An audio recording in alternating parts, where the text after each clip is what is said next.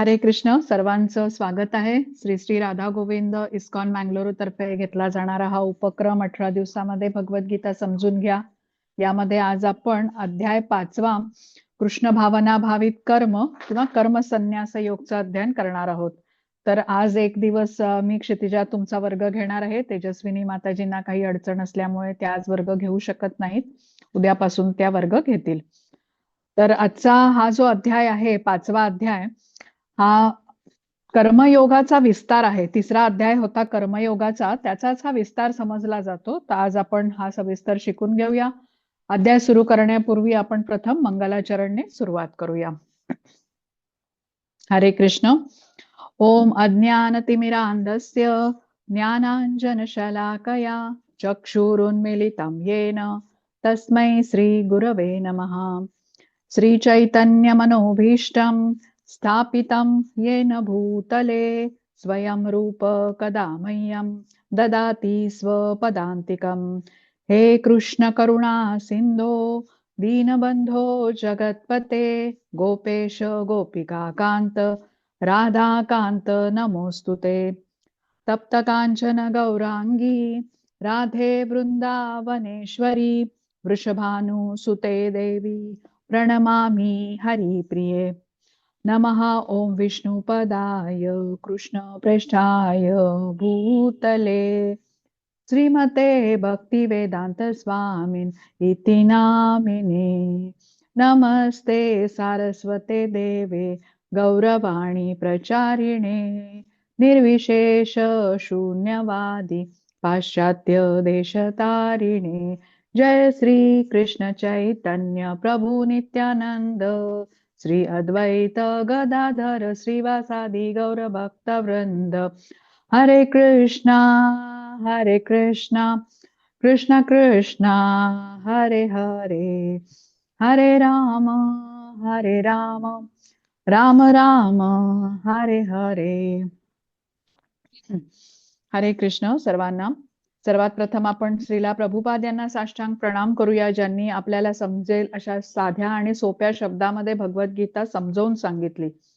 त्यांनी लिहिलेल्या साध्या सोप्या भाषेमुळे भगवद्गीतेचं ज्ञान आपण ग्रहण करू शकत आहोत. श्री श्री राधा गोविंद इस्कॉन मँगलोरचे अध्यक्ष नामानिष्ठदास प्रभूजी यांना सादर प्रणाम करूया, ज्यांनी हा अभ्यासक्रम बनवला, झूमद्वारे आपल्या सर्वांना उपलब्ध करून दिला आणि त्यामुळे घरी बसल्या या संधीचा आपण लाभ घेऊ शकत आहोत. अन्वय माताजींना प्रणाम करते, ज्यांनी मला भगवद्गीता शिकवली, प्रत्येक श्लोकाचा सखोल अर्थ समजावून सांगितला. आमच्या सर्वांच्या प्रेरणा पूजा माताजींना प्रणाम करते. आज वर्गाला उपस्थित राहून सेवा देणाऱ्या रेश्मा माताजींना प्रणाम. टेक्निकल टीमचे धन्यवाद, ज्यांच्या सहकार्याशिवाय हा उपक्रम करणं शक्य नसतं. तसंच वर्गाला उपस्थित असणाऱ्या सर्व भक्तांना सादर प्रणाम आणि सर्वांचं स्वागत. तर आजचा अध्याय जो आहे हा जसं मी तुम्हाला म्हटलं, तिसरा अध्यायाचा विस्तार आहे. तिसऱ्या अध्यायाचं नाव होतं कर्मयोग आणि आजच्या अध्यायाचं नाव आहे कर्म संन्यास योग कृष्ण भावना भावित कर्म. तिसऱ्या अध्यायामध्ये आपण निष्काम कर्माबद्दल जाणून घेतलं होतं. निष्काम कर्म म्हणजे काय आहे? तर निष्काम कर्म म्हणजे असं कर्म की जे कृष्णांच्या आनंदासाठी केलं जातं आणि या कर्माची फळं पण कृष्णांना अर्पण केली जातात. आजच्या अध्यायामध्ये आपण निष्काम कर्माबद्दल अधिक सविस्तर माहिती घेणार आहोत. तर सर्वात प्रथम श्री श्री राधा गोविंदांना साष्टांग प्रणाम करूया. आपल्याला कृष्ण भक्ती मिळावी म्हणून त्यांच्या चरणी आपण प्रार्थना करूया. श्रीला प्रभुपाद यांना हे साष्टांग प्रणाम करूया, ज्यांनी आपल्याला भगवद्गीता एवढ्या साध्या सोप्या शब्दामध्ये आपल्यापर्यंत पोहोचवली आणि आपल्याला समजावून सांगितली. आता कर्म आणि संन्यास, कर्म संन्यास योग असं आजच्या अध्यायाचं नाव आहे बघा. तर कर्म आणि संन्यास हे परस्पर विरोधी असलेले अर्थ असलेले हे शब्द आहेत. मग कर्म संन्यास म्हणजे काय? तर कर्म करायची आहेत, पण आतून आपली मनोवृत्ती कशी असायला हवी? तर कर्माबद्दल आपल्याला अनासक्त असायला हवं. जे आपण कर्म करतो ते ज्ञानाने करायला हवं आणि त्यात एक प्रकारची अलिप्तता हवी. तर हे कर्म स्वतःच्या इंद्रिय तृप्तीसाठी न करता हे कृष्णांच्या आनंदासाठी केलं जावं आणि असं केल्याने कर्माच्या फळाबद्दलची जी आपली आसक्ती असते ती कमी होऊ लागते, म्हणून त्याला कर्म संन्यास असं म्हटलेलं आहे. कर्म करून कर्मफळाचा त्याग करणं एवढंच नसून ती कर्म कृष्णांच्या आनंदासाठी करत राहणं हे महत्वाचं आहे. म्हणून हा कर्मसन्यास योग असा होतो. योग म्हणजे आपण काय समजून घेतलेलं आहे? कृष्णांच्या बरोबर जोडून घेणं. त्या प्रकारे हा कर्मसन्यास योग आहे. आता हे सर्व अध्याय जे आहेत या कर्मयोग या विभागामध्ये आहेत. भगवद्गीतेचे जे 18 अध्याय आहेत त्यांची विभागणी आपण 3 विभागांमध्ये करतो. जे पहिले 6 अध्याय आहेत ह्याच्यामध्ये कर्मयोगाबद्दल सांगितलेलं आहे. मधले 6 अध्याय भक्ती योगाचे आहेत आणि शेवटचे 6 अध्याय जे आहेत ते ज्ञानयोगाबद्दलचे आहेत. तर आता हे पहिले 6 अध्याय कर्मयोग या विभागामध्ये आहेत. काल तुम्ही जो 4था अध्याय शिकलेला आहात त्याच्यामध्ये बघा एक 17वा श्लोक होता, कर्मणो यपि बोधव्यम बोधव्यम च विकर्मणः अकर्मणश्च बोधव्यम गहना कर्मणो गती.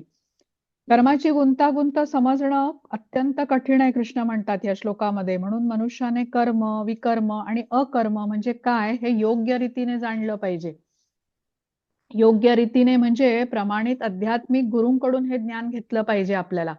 कारण असं केल्याने आपण कर्माच्या बंधनातून मुक्त होऊ शकू.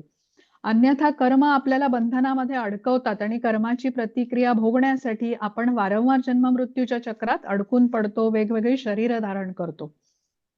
तसंच कर्माचं ज्ञान हे गुरूंकडून प्राप्त करण्याची ही संधी केवळ मनुष्य जन्मातच आपल्याला उपलब्ध असते. मनुष्य म्हणून आपण जिज्ञासा करू शकतो, आपल्याला प्रश्न पडतात ज्यांची उत्तरं आपण गुरूंकडून जाणून घेऊ शकतो. त्याप्रमाणे आपल्या आचरणात योग्य ते बदल घडवून आपण आणू शकतो आणि आपली प्रगती करू शकतो. तसंच 4थ्या अध्यायामध्ये एक महत्वाचा श्लोक होता जो 9वा श्लोक होता, जन्म कर्म च मे दिव्यम एवं यो वेत्ती तत्वतः त्यक्त्वा देहम पुनर्जन्म नैति मामेति सो अर्जुन. कृष्ण म्हणतात या श्लोकामध्ये की माझ्या जन्माचं आणि कर्माचं जे दिव्य स्वरूप जाणणारा मनुष्य देहत्यागानंतर भौतिक जगात पुन्हा जन्म न घेता माझ्या शाश्वत धामाची प्राप्ती करतो. म्हणजे मनुष्य म्हणून आपल्याला स्वतःच्या इंद्रिय तृप्तीसाठी कर्म न करता आपल्याला कृष्णांच्या दिव्य स्वरूपाचं ज्ञान घेऊन त्यांच्या आनंदासाठी कर्म करायला हवी, ज्याद्वारे आपण बंधनातून मुक्त होऊ शकू आणि भगवत धामामध्ये परत जाऊ शकू. तर ज्ञानाने कर्म केल्याने या कर्माचा परिणाम काय होणार आहे हे आपण जाणून कर्म करतो. आता बघा, हात न धुता आपण जेवण जेवलो तर काय होईल याचं ज्ञान असतं आपल्याला की आपलं पोट बिघडेल. आता अनेक ठिकाणी स्पर्श केल्याने आपल्या हातावर अनेक सूक्ष्म जीवजंतू असतात, धूळ असते आणि ही अन्नाबरोबर आपल्या पोटात गेली तर आपलं पोट बिघडेल हे ज्ञान असल्याने आपण साबणाने हात स्वच्छ धुतो आणि मग त्या हाताने जेवण जेवतो. तसंच ज्ञानाने कर्म केल्याने आपण बंधनात अडकत नाही. आता इथे 4थ्या अध्यायाची थोडीशी उजळणी आहे ती आपण करूया. कृष्णाने कालच्या अध्यायामध्ये 4थ्या अध्यायामध्ये भगवद्गीतेचा इतिहास सांगितला की प्रथम कृष्णाने भगवद्गीतेचं ज्ञान सूर्यदेव विवस्वानला सांगितलं. विवस्वानाने ते त्याचा पुत्र मनू आणि मनूने ते त्याचा पुत्र इक्ष्वाकूला सांगितलं. इक्ष्वाकूने हे ज्ञान त्याच्या राज्यातील इतर संत ऋषी यांना दिलं, पण नंतर कृष्णांच्या लक्षात आलं की हे जे ज्ञान आहे ते काळाच्या ओघामध्ये खंडित झालंय. जसं आहे तसं ते ज्ञान शिष्यापर्यंत पोचत नाहीये. त्यामुळे हे ज्ञान त्यांनी अर्जुनाला माध्यम बनवून परत एकदा आपल्या सर्वांपर्यंत पोचवलं, ज्याचा अभ्यास आता आपण करतो आहोत. त्यानंतर कृष्णाने वर्णाश्रमाबद्दल कालच्या अध्यायामध्ये माहिती दिलेली आहे. वर्णाश्रमाचं महत्व समजून सांगितलेलं आहे. 18व्या अध्यायात पण कृष्ण वर्णाश्रमाबद्दल अजून अधिक माहिती आणि ज्ञान देणार आहेत आपल्याला. तर कुठलाही वर्ण श्रेष्ठ किंवा कनिष्ठ नाही.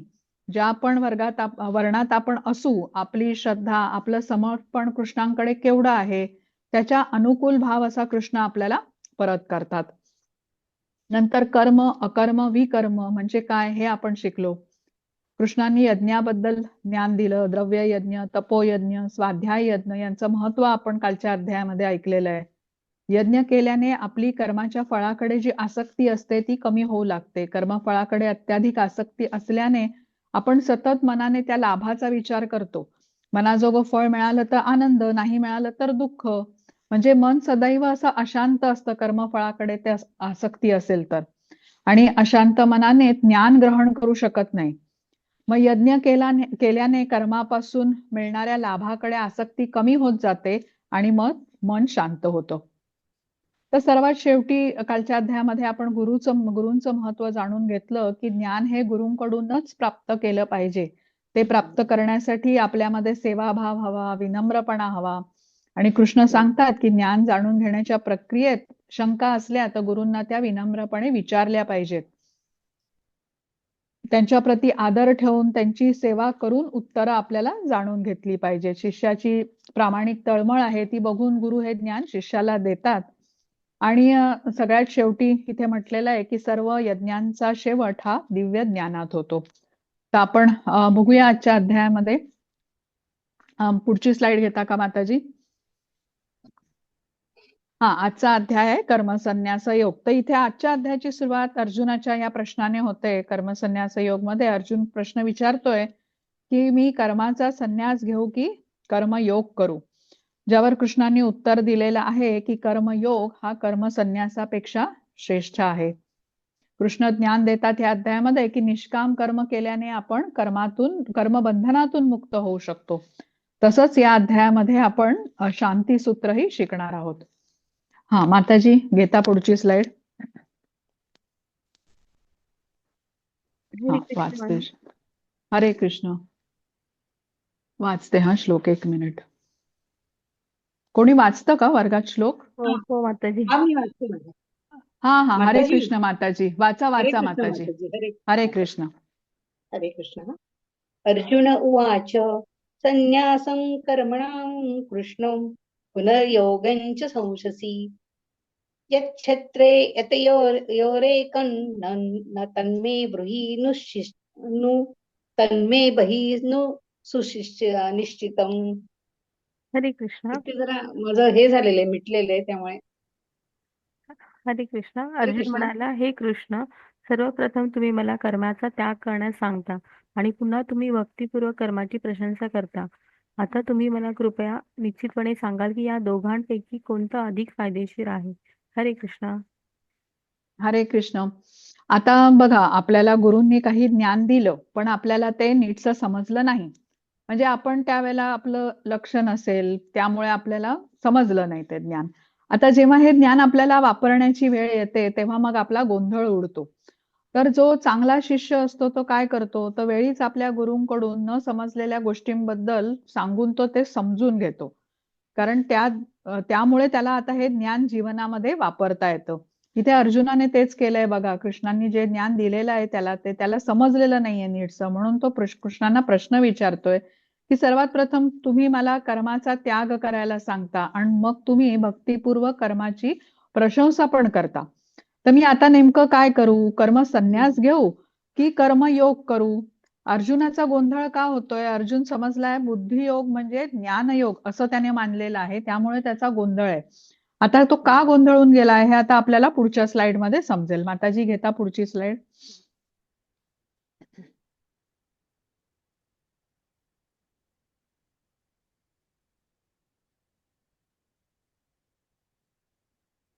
आता पहिल्या अध्यायाच्या शेवटी अर्जुनाने युद्ध न करण्याची 5 कारणं दिली होती. पहिलं कारण त्याने दिलेलं होतं दया किंवा करुणा. तो म्हणत होता, हे कौरव जे आहेत ते सगळे माझे स्वजन आहेत, माझे नातेवाईक आहेत, मी यांना कसं मारू? त्यावरती कृष्ण अर्जुनाला आत्मज्ञान देतात. कृष्ण सांगतात, की हे शरीर कसं आहे, आत्म्यासाठी एका वस्त्रासारखं आहे. पण आत्मा शाश्वत आहे. शरीर जीर्ण झालं की वस्त्र बदलल्यासारखं आत्मा हे शरीर सोडून जातो, म्हणजे आत्मा स्थलांतर करतो. त्यामुळे तू या शरीराचा शोक करू नकोस. 20वा श्लोक होता बघा. वासांसी जीर्णानि यथा विहाय नवानि गृह्णाति नरोपराणि तथा शरीराणि विहाय जीर्णानि अन्यान्य संयाती नवानि देही. म्हणजे काय? तर मनुष्य जीर्ण वस्त्रांचा त्याग करून नवीन वस्त्र धारण करतो, त्याप्रमाणेच आत्मा जीर्ण आणि निरुपयोगी शरीराचा त्याग करून नवीन भौतिक शरीर धारण करतो. म्हणून कृष्ण म्हणतात, की तू शरीराचा शोक करू नकोस, कारण आत्मा कसा आहे? शाश्वत आहे. अर्जुनाचं दुसरं कारण होतं आनंद नाही. त्यावेळेला कृष्ण त्याला कर्म केल्याने म्हणजे युद्ध केल्याने मिळणारा लाभ म्हणजे कर्मकांडकडे त्याचं लक्ष वेधतात. कृष्ण सांगतात, की युद्धामध्ये मृत्यू पावलास तर तुला स्वर्गलोकाची प्राप्ती होईल आणि जिंकलास तर तुला राज्य मिळेल, म्हणजे तू सम्राट होशील. म्हणजे युद्ध केल्यानेच आनंद मिळेल तुला. तिसरं कारण अर्जुनाने युद्ध न करण्याचं दिलं होतं की गुरुजन आहेत, नातेवाईक आहेत, यांची हत्या करणं हे पाप आहे. त्यावर कृष्णांनी ज्ञान दिलं की माझ्या आज्ञेचं पालन करण्यामध्ये, माझ्या भक्तीमध्ये केलेल्या कार्यामध्ये कुठलंही पाप लागणार नाही. इथे कृष्णांनी बुद्धियोग किंवा भक्तियोगाचं ज्ञान अर्जुनाला दिलं. आणि त्याचा एक शेवटचा प्रश्न होता की पारिवारिक परंपरा नष्ट होतील. त्यावर कृष्णांनी त्याला कर्मयोग समजावून सांगितला की तू तुझं कर्तव्य केलंस तर इतरही तुझं अनुसरण करतील आणि प्रत्येक जण जेव्हा आपापली कर्तव्य पार पाडेल तर तेव्हा राज्यामध्ये सुख, शांती आणि धर्म नांदेल. आता आपण अजून पुढे बघूया. माताजी घेता पुढची स्लाइड. हा, हरे वाचा कृष्ण माताजी. हरे कृष्ण. परंतु जो आत्म्यातच रममाण झाला आहे, ज्याला आत्मसाक्षात्कार झाला आहे आणि जो केवळ आत्म्यातच तृप्त असतो, पूर्ण तृप्त असतो, त्याच्यासाठी कोणतेही कर्तव्य नसते. आत्मसाक्षात्कार झालेल्या मनुष्याला त्याचे विहित कर्तव्य पार पाडण्याचा कोणताही हेतू नसतो किंवा असे कार्य न करण्याचे कोणतेही कारण नसते. तसेच त्याला इतर सजीवांवर अवलंबून राहण्याची गरज नाही. हरे कृष्ण. हरे कृष्ण. आता इथे 17व्या श्लोकामध्ये काय म्हटलंय की ज्याला आत्मसाक्षात्कार झाला आहे त्याला कोणतेच कर्तव्य उरत नाही. म्हणजे कर्तव्य करण्याचं कुठलंही कारण त्याला नसतं. आता अर्जुनाला काय वाटतंय की जर मला माझं कर्तव्य करायचं नसेल तर मला आत्मसाक्षात्कार करायला हवा. पण लगेच 18व्या श्लोकामध्ये कृष्ण म्हणतात की जो आत्मसाक्षात्कारी असतो तो कृष्णांबरोबर जोडलेला असतो. त्यामुळे त्याला इतर सजीवांवर अवलंबून राहण्याची गरज नसते. तो कृष्णांशी पूर्णपणे जोडला असल्याने त्याने त्याचं कर्तव्य केलं नाही तरी चालतं. आता हे ऐकल्यावरती अर्जुनाला काय वाटतंय की मला माझं कर्तव्य करायचं नाहीये तर मला आत्मसाक्षात्कार करून घ्यायला हवा. इथे अजूनही अर्जुनाला पटलेलं नाहीये की त्याने युद्ध केलं पाहिजे. तो वेगवेगळ्या सबबी शोधतो आहे आणि युद्ध करायचं टाळतोय. तर अर्जुन काय म्हणतो, आता मी आत्मसाक्षात्कार करून घेईन पण मी युद्ध करणार नाही. आता पुढे बघू अर्जुन काय कृष्णांना सांगतो. माताजी घेता पुढची स्लाइड. हरे हा, कृष्ण. वाचा. हे परंतप केवळ द्रव्य यज्ञापेक्षा ज्ञान यज्ञ श्रेष्ठ आहे. अंततः हे पार्था सर्व कर्म यज्ञाचे पर्यवसन दिव्य ज्ञानामध्ये होते. हरे कृष्ण. हरे कृष्ण. आता इथे कृष्ण अर्जुनाला सांगतात की सर्व कर्मयज्ञांचा अंत दिव्य ज्ञानामध्ये होतो. म्हणून अर्जुन काय म्हणतो की मग मी कर्म का करू? याचा अंत जर का ज्ञानामध्येच होणार आहे तर मी ज्ञान घेतो, मी कर्म का करू? हाच आता अर्जुनाचा गोंधळ आहे. पुढे बघू आपल्याला कृष्ण ह्याच्यावरती काय ज्ञान देणार आहेत. माताजी घेता पुढची स्लाइड. हरे कृष्णा. म्हणून अज्ञानामुळे तुमच्या अंतःकरणात निर्माण झालेल्या शंकांचे ज्ञानाच्या शस्त्राने नाश केला पाहिजे. हे भरत योगाने सज्ज होऊन उभे राहा आणि लढा. हरे कृष्णा. हरे कृष्ण.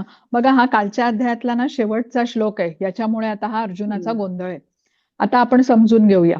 प्रत्येक जणाला बघा काहीतरी गोष्ट मिळवायची असेल तर कुठल्या तरी गोष्टीचा त्याला त्याग करावा लागतो. जसा एखादा विद्यार्थी आहे, त्याचं ध्येय आहे उत्तम मार्काने परीक्षा पास होण्याचं. तर तो काय करतो, तर मन लावून अभ्यास करतो नियमितपणे आणि हे करताना काही गोष्टी करण्याचं तर टाळतो. मित्रांबरोबर सारखं बाहेर जाणं म्हणा किंवा चित्रपट इत्यादी मनोरंजनाची साधनं, सोशल मीडियाचा वापर तो टाळतो अशा वेळेला. आता या गोष्टींचा त्याग जेव्हा तो करतो, कारण त्याने ज्ञान घेणं हे त्याचं ध्येय हे का ठरवलेलं आहे. जेव्हा तो या गोष्टी पाळतो तेव्हा तो मग उत्तम रीतीने परीक्षेमध्ये पास पण होतो, त्याचं पुढचं भविष्य पण उज्ज्वल होत असतं. तसंच समाजामध्ये बघा काही लोक असतात, त्यांचं काहीतरी ध्येय असतं. काही मोठे बिझनेसमॅन असतात, त्यांना मोठ्या प्रमाणावरती ते अन्नदान करतात, वस्त्रदान करतात, धर्मशाळा उघडतात, हॉस्पिटल इत्यादी बांधतात, कुठल्या तरी प्रकल्पासाठी देणगी वगैरे देतात. म्हणजे पैसा किंवा द्रव्याच्या रूपाने ते समाजाची सेवा करतात. ह्याला द्रव्य यज्ञ असं म्हटलेलं आहे.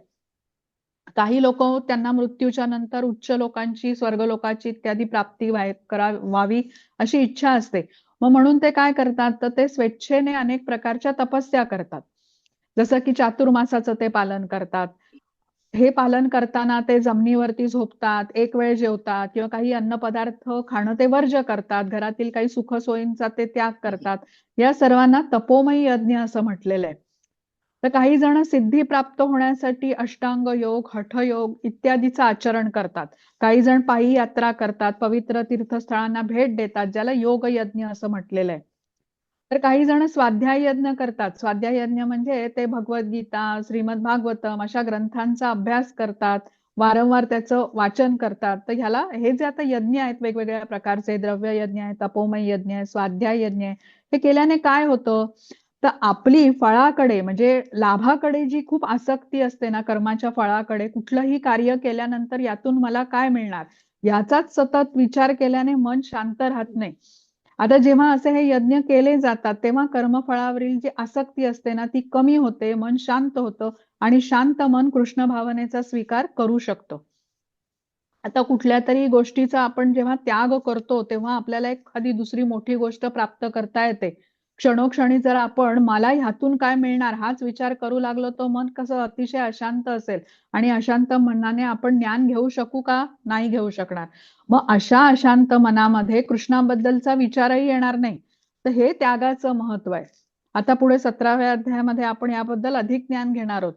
तर इथे कृष्ण काय म्हणतात की त्यागाने दिव्य ज्ञानाची प्राप्ती होते. जेव्हा जेव्हा व्यक्ती त्याग करतो तेव्हा त्याचं मन शांत होतं, कर्मफळाची आसक्ती राहत नाही, कारण कर्मफळ कृष्णांना अर्पण केलं जातं आणि शांत मन आता ज्ञान ग्रहण करू शकतं. ज्ञान घेऊन योग्य ते बदल घडवून आणून कृष्ण भावनेमध्ये तो व्यक्ती उन्नत होऊ शकतो. हे सर्व यज्ञ करण्यामागे ज्ञान असेल, म्हणजे आता हा द्रव्य यज्ञ आहे, तपोयज्ञ आहे, स्वाध्याय यज्ञ आहे, हा आपण का करतोय हे ज्ञान असेल ते असणं महत्वाचं आहे. म्हणजे मग आपण जे काही करत असू, यात्रा करत असू, जप करत असू, मंदिरात सेवा करत असू, हे ज्ञान जर का नसेल ना तर ते यंत्रवत कार्य केल्यासारखं होईल. खरं तर यज्ञ आणि त्याग हे इत्यादी करण्याच्या मागचा हेतू काय आहे, ज्याने चित्तशुद्धी होते. पण ज्ञानाशिवाय जर का यज्ञ केला तर चित्तशुद्धी होणार नाही, सगळं काही यंत्रवत केल्यासारखं होईल. सकाळ झाली, उठलो, स्नान केलं, जप केला, मंदिरात गेलो, म्हणजे असं एका पाठोपाठ एक यंत्रवत केल्यासारख्या गोष्टी होतील. तर या श्लोकात कृष्णांनी ज्ञानाचं महत्व सांगितलेलं आहे की ज्ञानाने यज्ञ केला तर आध्यात्मिक स्वरूपाचं कार्य होतं आणि ज्ञानाविना केलेला जो यज्ञ आहे हे भौतिक स्वरूपाचंच कार्य होतं. हा माताजी, घेता पुढची स्लाइड आता.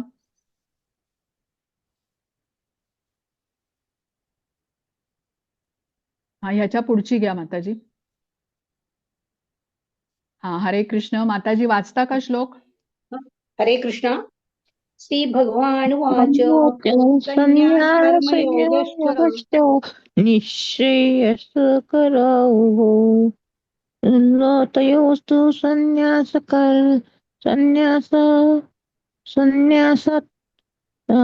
संन्यासात कर्मयोगो विशिष्यते.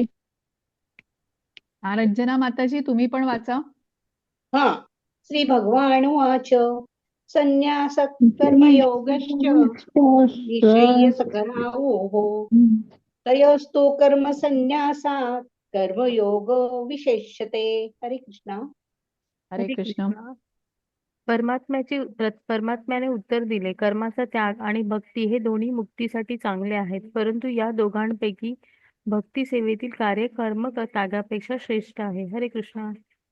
हरे कृष्ण. आता बघा इथे अर्जुनाला कृष्णाने उत्तर दिलंय. अर्जुनाचा जो गोंधळ होता की मी कर्म करू की कर्माचा त्याग करू, इथे कृष्णांनी दिलेलं हे उत्तर आहे. कृष्ण काय म्हणतायत की तू कर्माचा त्याग जरी केलास किंवा कर्मयोग जरी केलास, तुला दोन्ही प्रकारे तू माझी प्राप्ती करून घेऊ शकतोस. इथे कर्मत्याग किंवा कर्मसन्यास असं म्हटलेलं आहे. तर कर्मसन्यास म्हणजे काय? भौतिक इच्छांच्या म्हणजे इंद्रिय तृप्ती इत्यादीच्या आधारावरती कुठलीही कर्म करायची नाहीत. कर्मसन्यास म्हणजे कर्मच करायचं नाही असं नाही, तर भौतिक इच्छांच्या इंद्रिय तृप्तीच्या आधारावर कुठलीही कर्म करायची नाहीत. मग कुठली कर्म करायची? तर जी शास्त्रांनी सांगितलेली आहेत ती कर्म करायची. जसं आता कलियुगामध्ये आपल्याला नामजप करायला सांगितलेलं आहे ते आपण करायचं, मंदिरात जाऊन सेवा करू शकतो, कृष्ण ज्ञानाचा प्रचार प्रसार हे सर्व करत राहायचे आहेत. आणि कर्मयोग म्हणजे काय? तर आपण कर्माचं फळ कृष्णांना अर्पण करायचं आहे. आता एका उदाहरणाने आपण हे समजून घेऊया. आता बघा एखादा भक्त आहे जो ज्याने आता त्याग केलेला आहे भौतिक जगाचा आणि तो हिमालयामध्ये गेलेला आहे, तिथे राहून आपली तो साधना करत आहे. तर तो काय म्हणेल की मी ह्या सर्व कर्माचा त्याग केलेला असल्यामुळे मी कर्म संन्यासी आहे. आणि दुसरे श्रीला प्रभुपादांचं उदाहरण घेऊया. ते आता या भौतिक जगामध्येच आहेत, जगाच्या कानाकोपऱ्यात जाऊन ते कृष्ण भक्तीचा सर्वांकडे प्रसार करत आहेत, सगळ्यांना जप करण्याचं महत्व पटवून देत आहेत. ते जे काही करतायत ते कृष्णांच्या आनंदासाठी करतायत आणि सर्व लोकांना कृष्णांच्या जवळ घेऊन जाण्यासाठी ते कार्य करत आहेत. तर ते कसे आहेत, ते कर्मयोगी झाले. आता या उदाहरणावरून आपल्याला स्पष्ट होतं बघा की कर्मयोगी श्रेष्ठ का कर्म संन्यासी श्रेष्ठ. तर अर्थातच कर्मयोगी श्रेष्ठ आहे. श्रीला प्रभुपादांनी बघा सर्वांना कृष्ण भक्तीचं ज्ञान दिलं, ज्याद्वारे भौतिक जगातून त्यांची सुटका झाली, जन्म मृत्यूच्या चक्रातून त्यांना मुक्ती मिळाली. तर इथे कृष्णांनी तेच सांगितले आहे की कर्मयोगाने पण माझी प्राप्ती होऊ शकते आणि कर्मसन्यासाने पण होऊ शकते, पण कर्मयोगी हा श्रेष्ठ आहे. म्हणजे कर्मयोगो विशिष्यते असं कृष्ण म्हणालेले आहेत. हा माताजी, घेता का पुढची स्लाइड?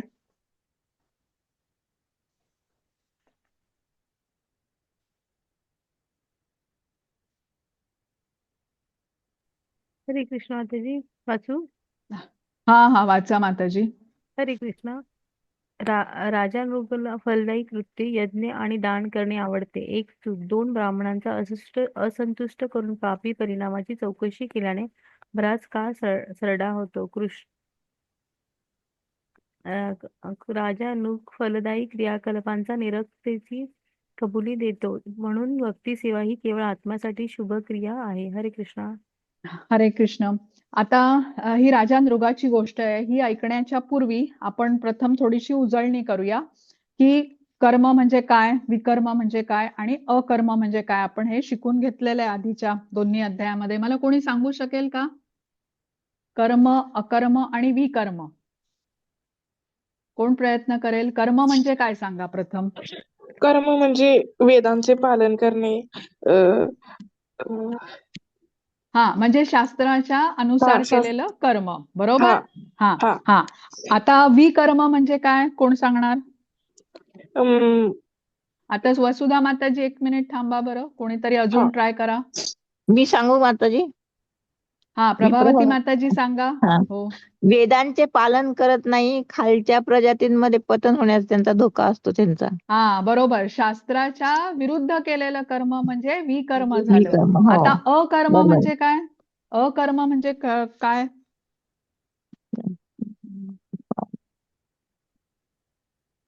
कर्म आणि विकर्म बरोबर सांगितलं. आता अकर्म म्हणजे काय? आपल्या केलेल्या कर्मांची फळे कृष्णांना अर्पण करणे. कृष्णाला अर्पण करणं. हा, बरोबर. आता आपण परत एकदा सगळं उजळणी करूया आणि मग राजा नृगाची गोष्ट बघूया. बघा, कर्म म्हणजे काय? चांगली कर्म, शास्त्राच्या आदेशानुसार केलेली कर्म, ज्याची प्रतिक्रिया म्हणून पुण्यप्राप्ती होते. ते भोगण्यासाठी आपल्याला उच्च ग्रह किंवा स्वर्गलोकाची इत्यादी प्राप्ती होऊ शकते. पण पुण्य संपली की परत व्यक्ती पृथ्वीवरच जन्म घेतो. मग विकर्म म्हणजे काय की शास्त्राच्या आदेशाच्या विरुद्ध केलेली कर्म, ज्याची प्रतिक्रिया भोगण्यासाठी आपल्याला निम्न शरीरामध्ये म्हणजे प्राणी, पक्षी, कीटक, कृमी, वृक्ष इत्यादी मध्ये जन्म घ्यावा लागतो. आणि अकर्म म्हणजे कृष्णांच्या आनंदासाठी केलेलं कर्म आणि कर्माचं फळही आपण कृष्णांना अर्पण करतो. त्यामुळे काय, कर्मबंधनात आपण अडकत नाही. जन्म मृत्यूच्या चक्रातून आपली कायमची सुटका होते आणि भगवत धर्माची प्राप्ती आपण करून घेऊ शकतो. आता हे आपल्याला समजलं, कर्म, अकर्म, विकर्म. आता आपण ही राजा नृगाची गोष्ट बघूया, जी भागवतमच्या स्कंद 10 मध्ये आलेली आहे. तर एकदा कृष्णांची सर्व मुलं असतात. ही सांब आहे, प्रद्युम्न आहे, भानू आहे आणि यदुवंशाचे हे अन्य राजपुत्र असतात. तर ते सगळे द्वारका नजीकच्या एका अरण्यामध्ये वनविहारासाठी गेलेले असतात. तर बराच वेळ खेळल्यानंतर त्यांना तहान लागते. पाण्याचा शोध घेत ते एका पडक्या विहिरीकडे जातात. तेव्हा त्यांना तिथे त्या विहिरीमध्ये एक मोठा सरडा दिसतो आणि त्याला बाहेर काढण्याचा ते प्रयत्न करतात, पण त्याला या मुलांना त्याच्यामध्ये काही यश येत नाही. तर ते जातात कृष्णांकडे आणि कृष्णांना सर्व हकीकत सांगतात.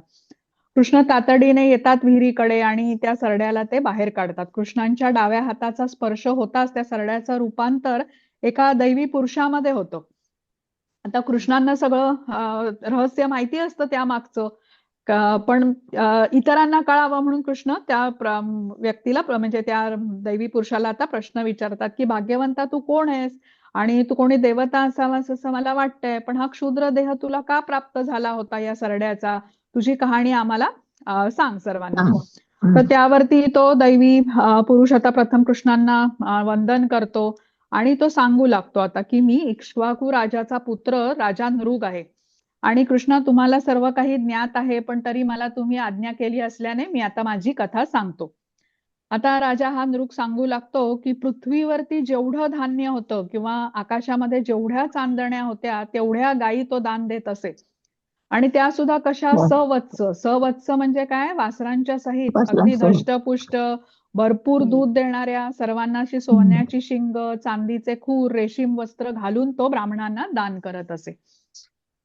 गोदानाच्या बरोबर तो ब्राह्मणांना उत्तम वस्त्र, अलंकार, भूमी इत्यादी पण दान करत असे. आणि हे ब्राह्मण कसे असत, सदाचारी असत, अतिशय विद्वान असे हे ब्राह्मण असत. आता एक दिवस अशाच काही गायी ह्या ब्राह्मणाला राजा नृगाने दान केल्या.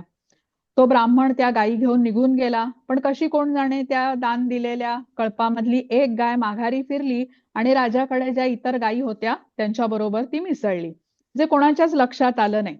आता राजा तर दान करतच होता, त्यामुळे ही माघारी फिरलेली जी गाय होती त्या गायीच्या सकट राजाने एक कळप आता एका दुसऱ्या ब्राह्मणाला दान केला. तोपर्यंत हा जो पहिला ब्राह्मण होता आधीचा, ज्याची ही गाय माघारी आली होती, तो तिथे परत आला आणि त्याने राजाला सांगितली घटना आणि आपली परत आलेली जी गाय होती ती त्याने राजाने परत द्यावी अशी विनंती केली.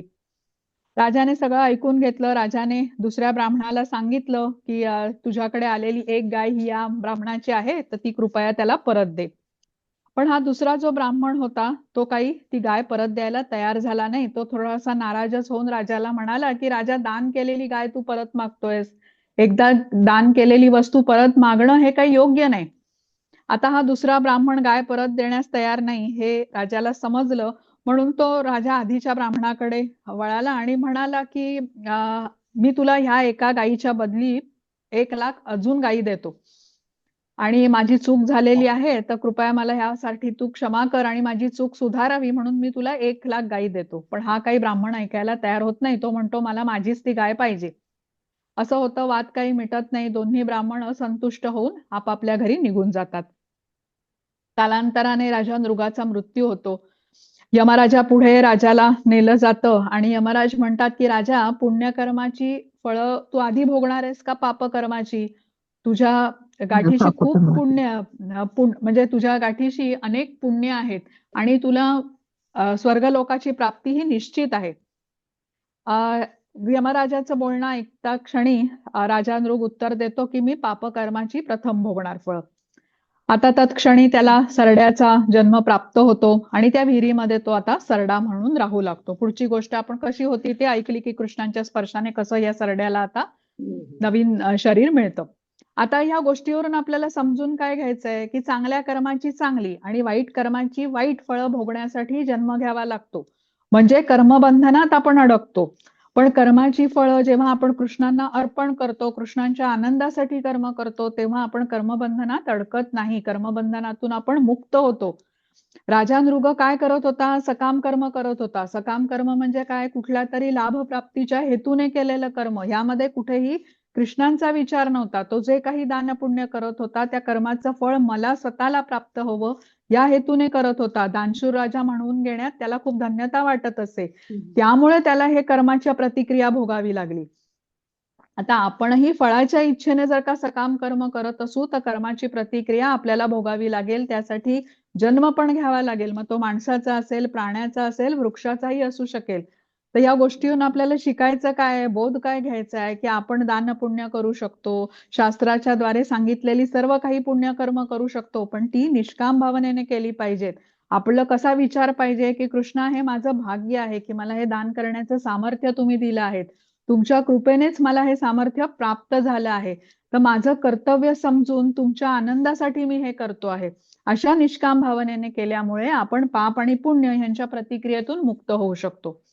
आता ही कथा सांगून झाल्यानंतर राजा नृग कृष्णांना प्रणाम करतो, स्वर्गलोकात जाण्यासाठी अनुमती मागतो. जाण्याआधी तो कृष्णांना विनंती करतो की मी जिथे कुठे जाईन तिथे सदैव मला तुमच्या चरण कमलांचं स्मरण राहील, अशी माझ्यावरती कृपा करा. आणि एवढं बोलून तो कृष्णांना नमस्कार करून मग स्वर्गात जाण्यासाठी आलेल्या विमानामध्ये तो बसतो आणि स्वर्गलोकी जातो. हा माताजी, घेता पुढची स्लाइड आता.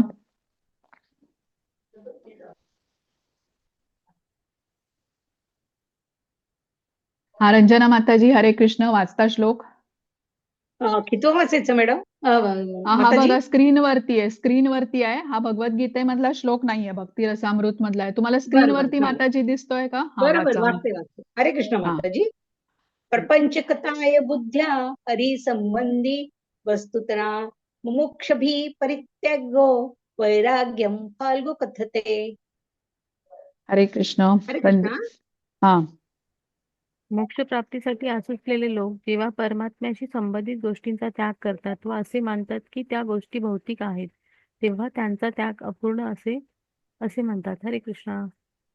हरे कृष्ण हा जो श्लोक आहे ना तो श्रीला हा रूप गोस्वामी यांच्या भक्ती रसामृत सिंधू या पुस्तकातून घेतलेला आहे.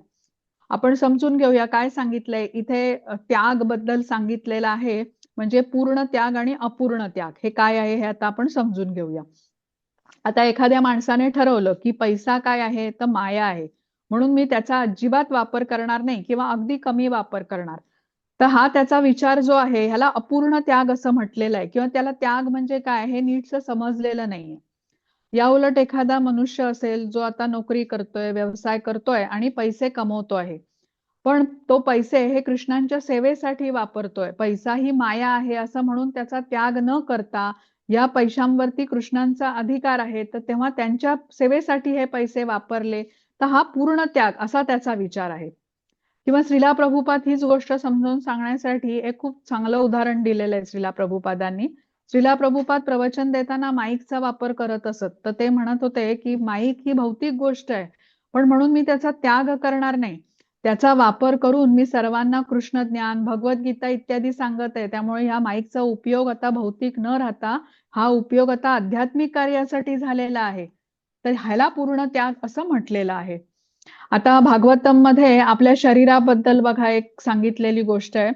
आता आपण आपलं म्हणतो आपलं शरीर मग ते आपलं म्हणू शकतो का कारण खरं तर जीर्ण झालं शरीर आपण म्हटलं की आत्मा लगेच जीर्ण शरीराला सोडून जातो देहाला सोडून जातो. मग हा देह कोणाचा समजायचा आत्म्यानं तर देह सोडला मग आई वडिलांपासून आपल्याला देह मिळाला म्हणून मग त्यांचा समजायचा का का आता मृत्यूनंतर देह अग्नीला अर्पण होतो म्हणून अग्नीचा समजायचा तर काही जण बघा मृत्यूनंतर देहाला मातीमध्ये पुरतात मग देह पृथ्वीचा आहे का किंवा काही जण पशु पक्ष्यांना प्राण्यांना वगैरे खायला देह सोडतात मग हा देह पशूंचा समजायचा का तर इथे भागवतम मध्ये आपल्याला काय सांगितलंय की देह हा कृष्णांपासून मिळालेला आहे आपल्याला शरीर तर या शरीरावरती कृष्णांचा अधिकार आहे त्यामुळे या देहाने या शरीराने जेव्हा आपण कृष्ण भक्ती कृष्ण सेवा करतो त्याला पूर्ण त्याग असं म्हटलेलं आहे. ज्या साधनांचा शरीर मन बुद्धी यांचा उपयोग जेव्हा स्वतःच्या इंद्रिय तृप्ती करता न करता आपण कृष्णांच्या बरोबर जोडून घेण्यात करतो याला युक्त वैराग्य किंवा पूर्ण त्याग असं म्हटलेलं आहे. तसंच या श्लोकामध्ये एक शब्द आहे फल्गु वैराग्य. आता फल्गु वैराग्य म्हणजे काय तर युक्त वैराग्याच्या विरुद्ध. फल्गु म्हणजे हा शब्द कुठून आला तर बिहारमध्ये एक नदी आहे जिचं नाव फल्गु असं आहे. या नदीचं वैशिष्ट्य काय आहे ही आपल्याला बघता क्षणी वाटते ही खूप खोल म्हणजे नदी खूप खोल असावी पण खरं तर ही खोल नसते. म्हणजे आता एखादा व्यक्ती जसं आपण भौतिक गोष्टींचा त्याग केलाय असं वरवर दाखवत राहतो पण आतून त्याच्या भोग इच्छा असतात अगदी या नदीसारख्या जी दिसताना खोल वाटते पण ती खरं तर खोल नाहीच आहे. तर ह्याला अपूर्ण त्याग किंवा फल्गु वैराग्य असं म्हटलेलं आहे. आता श्रीला प्रभुपाद बघा अमेरिकेला गेले विमानाने गेले तिथे त्यांनी अनेक ठिकाणी प्रवचनं दिली त्यासाठी जात असताना गाडीचा वापर केला प्रवचनाच्या दरम्यान माईकचा वापर केला किंवा त्यांची प्रवचनं ते रेकॉर्ड करत असत डिक्टाफोनवरती मग ह्या सर्व गोष्टींचा त्यांनी वापर केला म्हणून त्यांना संन्यासी म्हणायचं नाही का तर असं नाही ते संन्यासी आहेत कारण त्यांनी सर्व गोष्टींचा वापर हा भगवत सेवेसाठी केलेला आहे. आता आपण जसं भगवद्गीता शिकतोय आपल्याला समजतंय इथे आपलं खरं तर काहीच नाहीये सगळं निर्माण कोणी केलेलं आहे कृष्णांनी निर्माण केलंय. मग जर का सगळं आपलं इथे काहीच नाहीये सर्व काही कृष्णांचं आहे तर मग आपण संन्यास कसला घेणार कसल्या गोष्टीचा त्याग करणार म्हणजे जे आपल्याला ज्याने दिलेलं आहे त्याचा वापर त्याच्यासाठी करायचा हा संन्यास झाला. आता आपण मोबाईलचा वापर करतोय लॅपटॉप किंवा कॉम्प्युटरचा वापर करतोय इंटरनेटचा वापर करतोय तर का करतोय आज आपण अध्याय 5वा शिकतोय कृष्णांच्या बरोबर जोडून घेण्यासाठी करतोय. हे उदाहरण पण एक युक्त वैराग्याचंच आहे हे आपण लक्षात घेऊया. म्हणजे जी गोष्ट आपल्याला मिळालेली आहे तर त्या गोष्टीचा वापर जेव्हा आपण कृष्णांच्या बरोबर जोडून घ्यायला करतो तेव्हा ते कार्य आध्यात्मिक स्वरूपाचं होतं आणि ते आपल्याला कर्मबंधनात अडकवत नाही. आपण जेव्हा स्वतःच्या इंद्रिय तृप्ती करता त्या गोष्टींचा वापर करतो ते आपल्या बंधनाला कारणीभूत होतात, हे आपल्याला इथे सांगितलेलं आहे. माताजी पुढची स्लाइड घेता. रंजना माताजी, हरे कृष्ण. माता. श्लोक वाचता का? हरे कृष्ण. ज्ञेयस नित्य संन्यासी यो न द्वेष्टी न कांक्षती निर्द्वंद्वो हि महाबाहो सुखम बंधात प्रमुच्यते. हरे कृष्ण. हरे कृष्णा. जो आपल्या कर्माचा द्वेष करत नाही किंवा त्याच्या फळाची इच्छाही करत नाही तो सदैव संन्यासी समजला जातो. हे पराक्रमी अर्जुना, सर्व द्वैतापासून विमुक्त झालेला असा मनुष्य भौतिक बंधनावर सहज विजय मिळवून पूर्णपणे मुक्त होतो. परिणामांचा त्याग करा, कृतीचा नाही. हरे कृष्ण. हरे कृष्ण. आता जो खरा संन्यासी असतो तो आपल्या कर्माचा द्वेष करत नाही असं म्हटलंय, कारण तो नित्य कृष्ण सेवेमध्ये असतो. पण तो फळाची अपेक्षाही करत नसतो, कारण सर्व कार्यांचं फळ त्याने कृष्णांना अर्पण केलेलं असतं. त्याचं जीवन कसं असतं, कृष्णांना मधोमध ठेवून, कृष्णांना केंद्रस्थानी ठेवून तो जीवन जगत असतो. म्हणजे कार्य तीच आहेत बघा, पण तो कशा प्रकारे ती केली जातात त्याद्वारे ती आपल्याला बद्ध तरी करतील किंवा मुक्त तरी करतील. आता या उलट जो त्यागी आहे, ज्याने सर्व कर्म सोडलेली आहेत, तो कसा आहे, त्याग केल्याने तो अन्नाचा पण आनंद घेऊ शकत नाही. आता कारण त्यामुळे त्याला कर्माचा द्वेष असतो असं म्हटलेलं आहे. आता भक्त कसा आहे, भक्त कृष्णांना अन्न प्रथम अर्पण करतो आणि मग ते ग्रहण करतो प्रसाद म्हणून. त्यामुळे तो उत्तम अन्नाचा आस्वाद पण घेऊ शकतो आणि आनंदी राहतो. त्यामुळे कर्मसन्यासापेक्षा कर्मयोग हा श्रेष्ठ म्हटलेला आहे.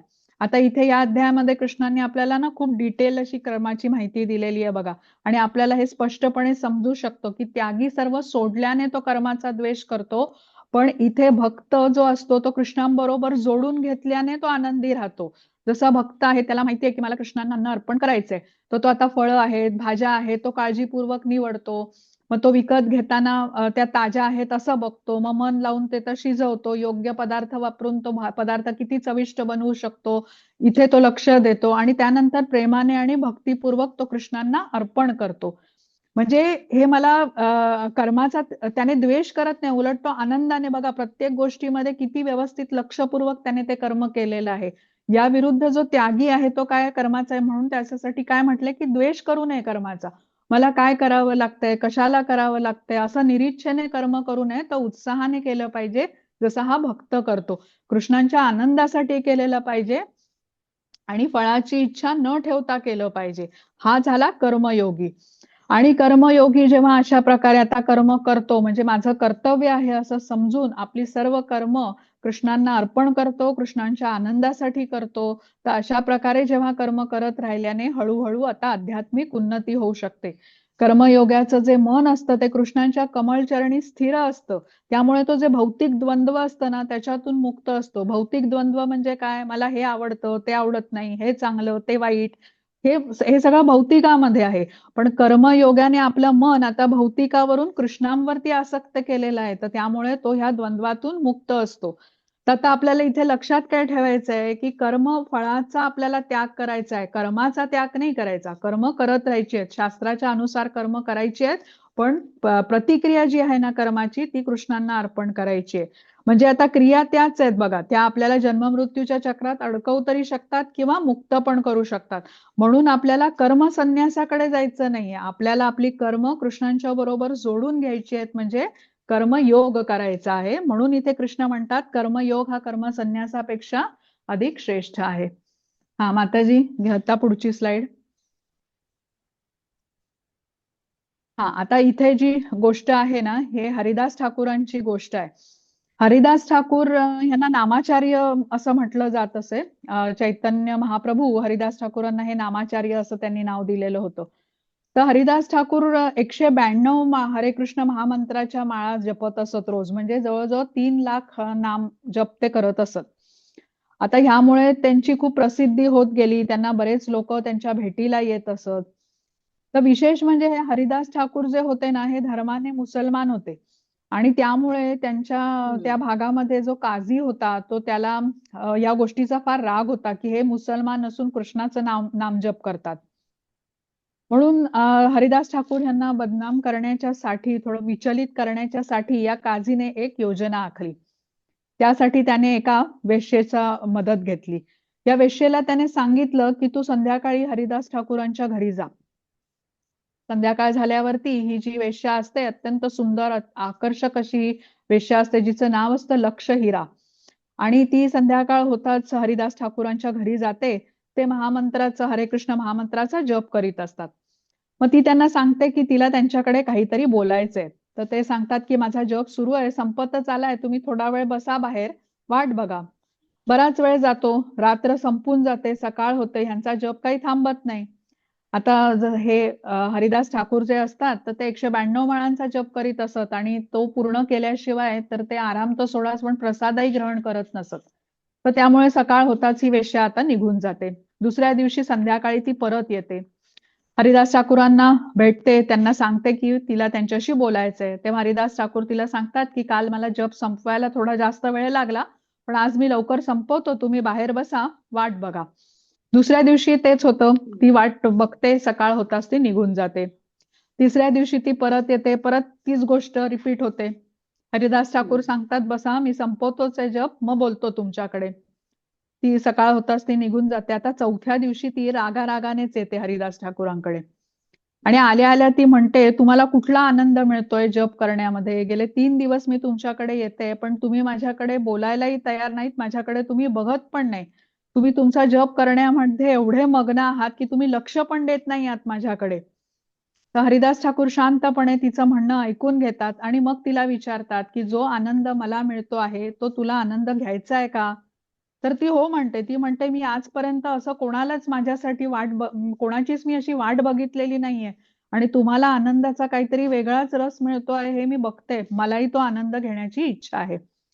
मग ते तिला समजवतात की तू घरी जा, तुझे दागदागिने, राहतं घर वगैरे हे सगळं विक, ते पैसे आता मंदिरामध्ये तू दान कर, मग साधी वस्त्र घाल, केस काप आपले आणि मग माझ्याकडे ये, मग मी तुला उपदेश करेन.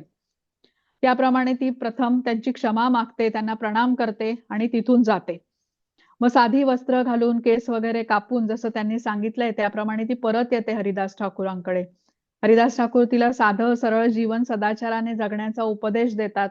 अंगणात असलेल्या तुळशी वृंदावनाकडे बसून हरे कृष्ण महामंत्राचा जप करायला सांगतात आणि मग हरिदास ठाकूर हा उपदेश देऊन ती जागा सोडून दुसरीकडे जातात. त्यांनी दिलेल्या उपदेशाचं पालन ती तंतोतंत करते, त्याप्रमाणे ती आचरण करते आणि पुढे खूप मोठी वैष्णवी बनते. आता हरिदास ठाकूर यांच्यासारख्या शुद्ध भक्तांचा संग आणि उपदेश ऐकल्याने तिच्यात हे बदल घडून येतात.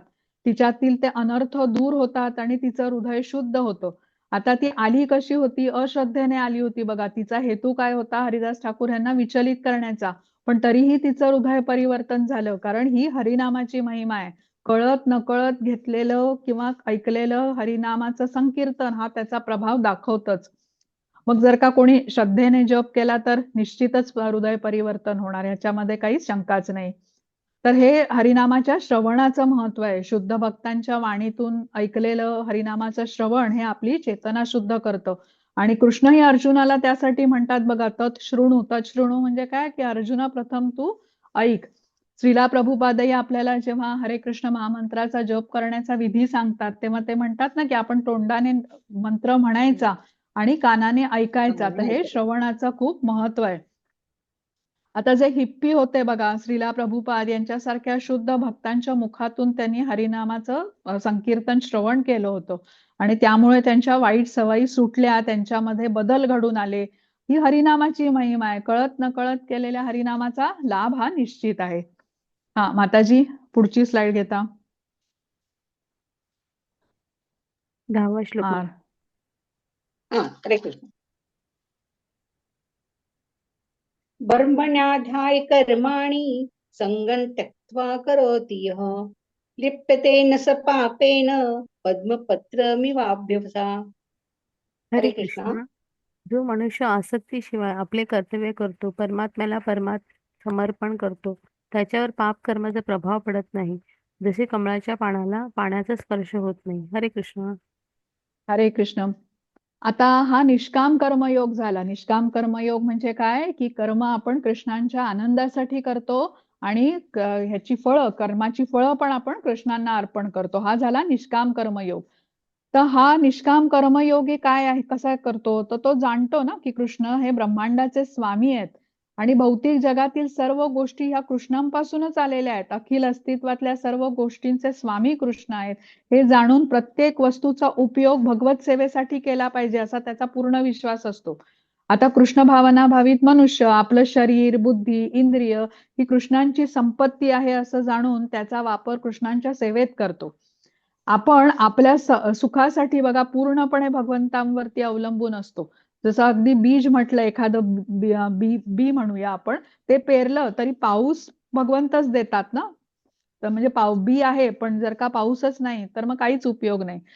तर आपला जो मिथ्या अहंकार जेव्हा संपतो एखाद्या व्यक्तीचा, तो कसा संपेल, तर तो ज्ञानाने संपतो. मग आपलं शरीर, मन, बुद्धी किंवा आपली संपत्ती, भौतिक जी गोष्ट आपल्याकडे आहेत, ऐश्वर्य आहेत, या सर्व गोष्टींचा वापर असा निष्काम कर्मयोगी कृष्णांच्या सेवेमध्ये समर्पित करतो. त्यामुळे असा कृष्ण भावना भावित मनुष्य जो आता कृष्णांच्या सेवेप्रित्यर्थ कर्म करतोय, तो या भौतिक जगामध्ये सांसारिक कर्म जरी करत असला ना तरी तो मुक्तच असतो. आणि त्यासाठी हे कमळाच्या पानाची उपमा दिलेली. आता कमळाचं पान कसं आहे, पाण्यात असलं तरी त्या पाण्याचा स्पर्श होत नाही त्या पानाला, म्हणून पद्म पत्र विमांबसा असा शब्द आलेला आहे तिथे. तर श्रीला प्रभुपाद बघा अमेरिकेमध्ये गेले, तिथे हिप्पींच्या बरोबर राहून त्यांनी भगवत ज्ञानाचा प्रसार केला. तर हे हिप्पी कसे होते, कुठलेही निर्बंध पाळत नसत. मांसाहार करणं, नशा करणं हे त्यांच्या रोजच्या जीवनाचा भाग होता. पण श्रीला प्रभुपादांवर या गोष्टींचा प्रभाव अजिबात पडला नाही, कारण ते तिथे आपल्या गुरुच्या आदेशानुसार ज्ञानाचा प्रसार करायला गेलेले होते. अत्यंत अंधकारमय जीवन जगणाऱ्या या हिप्पींच्या बरोबर राहून त्यांनी प्रसार केला कृष्ण ज्ञानाचा. पण श्रीला प्रभुपाद ह्या हिप्पींच्या प्रभावापासून अलिप्त राहिले. अगदी त्या कमळाच्या पान जसं स्पर्शित राहतं पाण्यामुळे, तसं ते प्रभावित झाले नाहीत. तर श्रीला प्रभुपाद यांच्या सान्निध्याने हिप्पींच्या जीवनाची दिशा मात्र बदलली. श्रीला प्रभुपाद यांच्यासारख्या शुद्ध भक्ताचं सान्निध्य, हरे कृष्ण महामंत्राचं संकीर्तन हे सगळं ऐकून काही काळाने त्यांच्यातल्या वाईट सवयी सुटू लागल्या. ते पण एक सदाचारी जीवन जगू लागले. तर या हिप्पींना कृष्ण कोण हेही माहिती नव्हतं. मग पण श्रीला प्रभुपाद सारख्या शुद्ध भक्तांच्या वाणीचं त्यांनी श्रवण केलं आणि त्यांच्यात हे बदल घडून आले. तर श्रीला प्रभुपाद यांच्याकडून त्यांनी ज्ञान घेतलं, त्यांचा उपदेश मानला आणि त्याचा परिणाम म्हणून कृष्ण भावना भावित जीवनाचा त्यांनी स्वीकार केला. तर आता आपण जर का बघितलं इकडे, म्हणजे ह्याच्यामध्ये आपण बघतो ह्या श्लोकामध्ये, तर आपल्याला काय समजून काय घ्यायचंय, तर बघा आपण जेव्हा ज्ञान घेतो तेव्हा आपल्याला समजतं की या ब्रह्मांडामध्ये जे काही आहे ना ते कृष्णांच्या संबंधितच आहे. प्रत्येक गोष्टीचे स्वामी हे कृष्ण आहेत.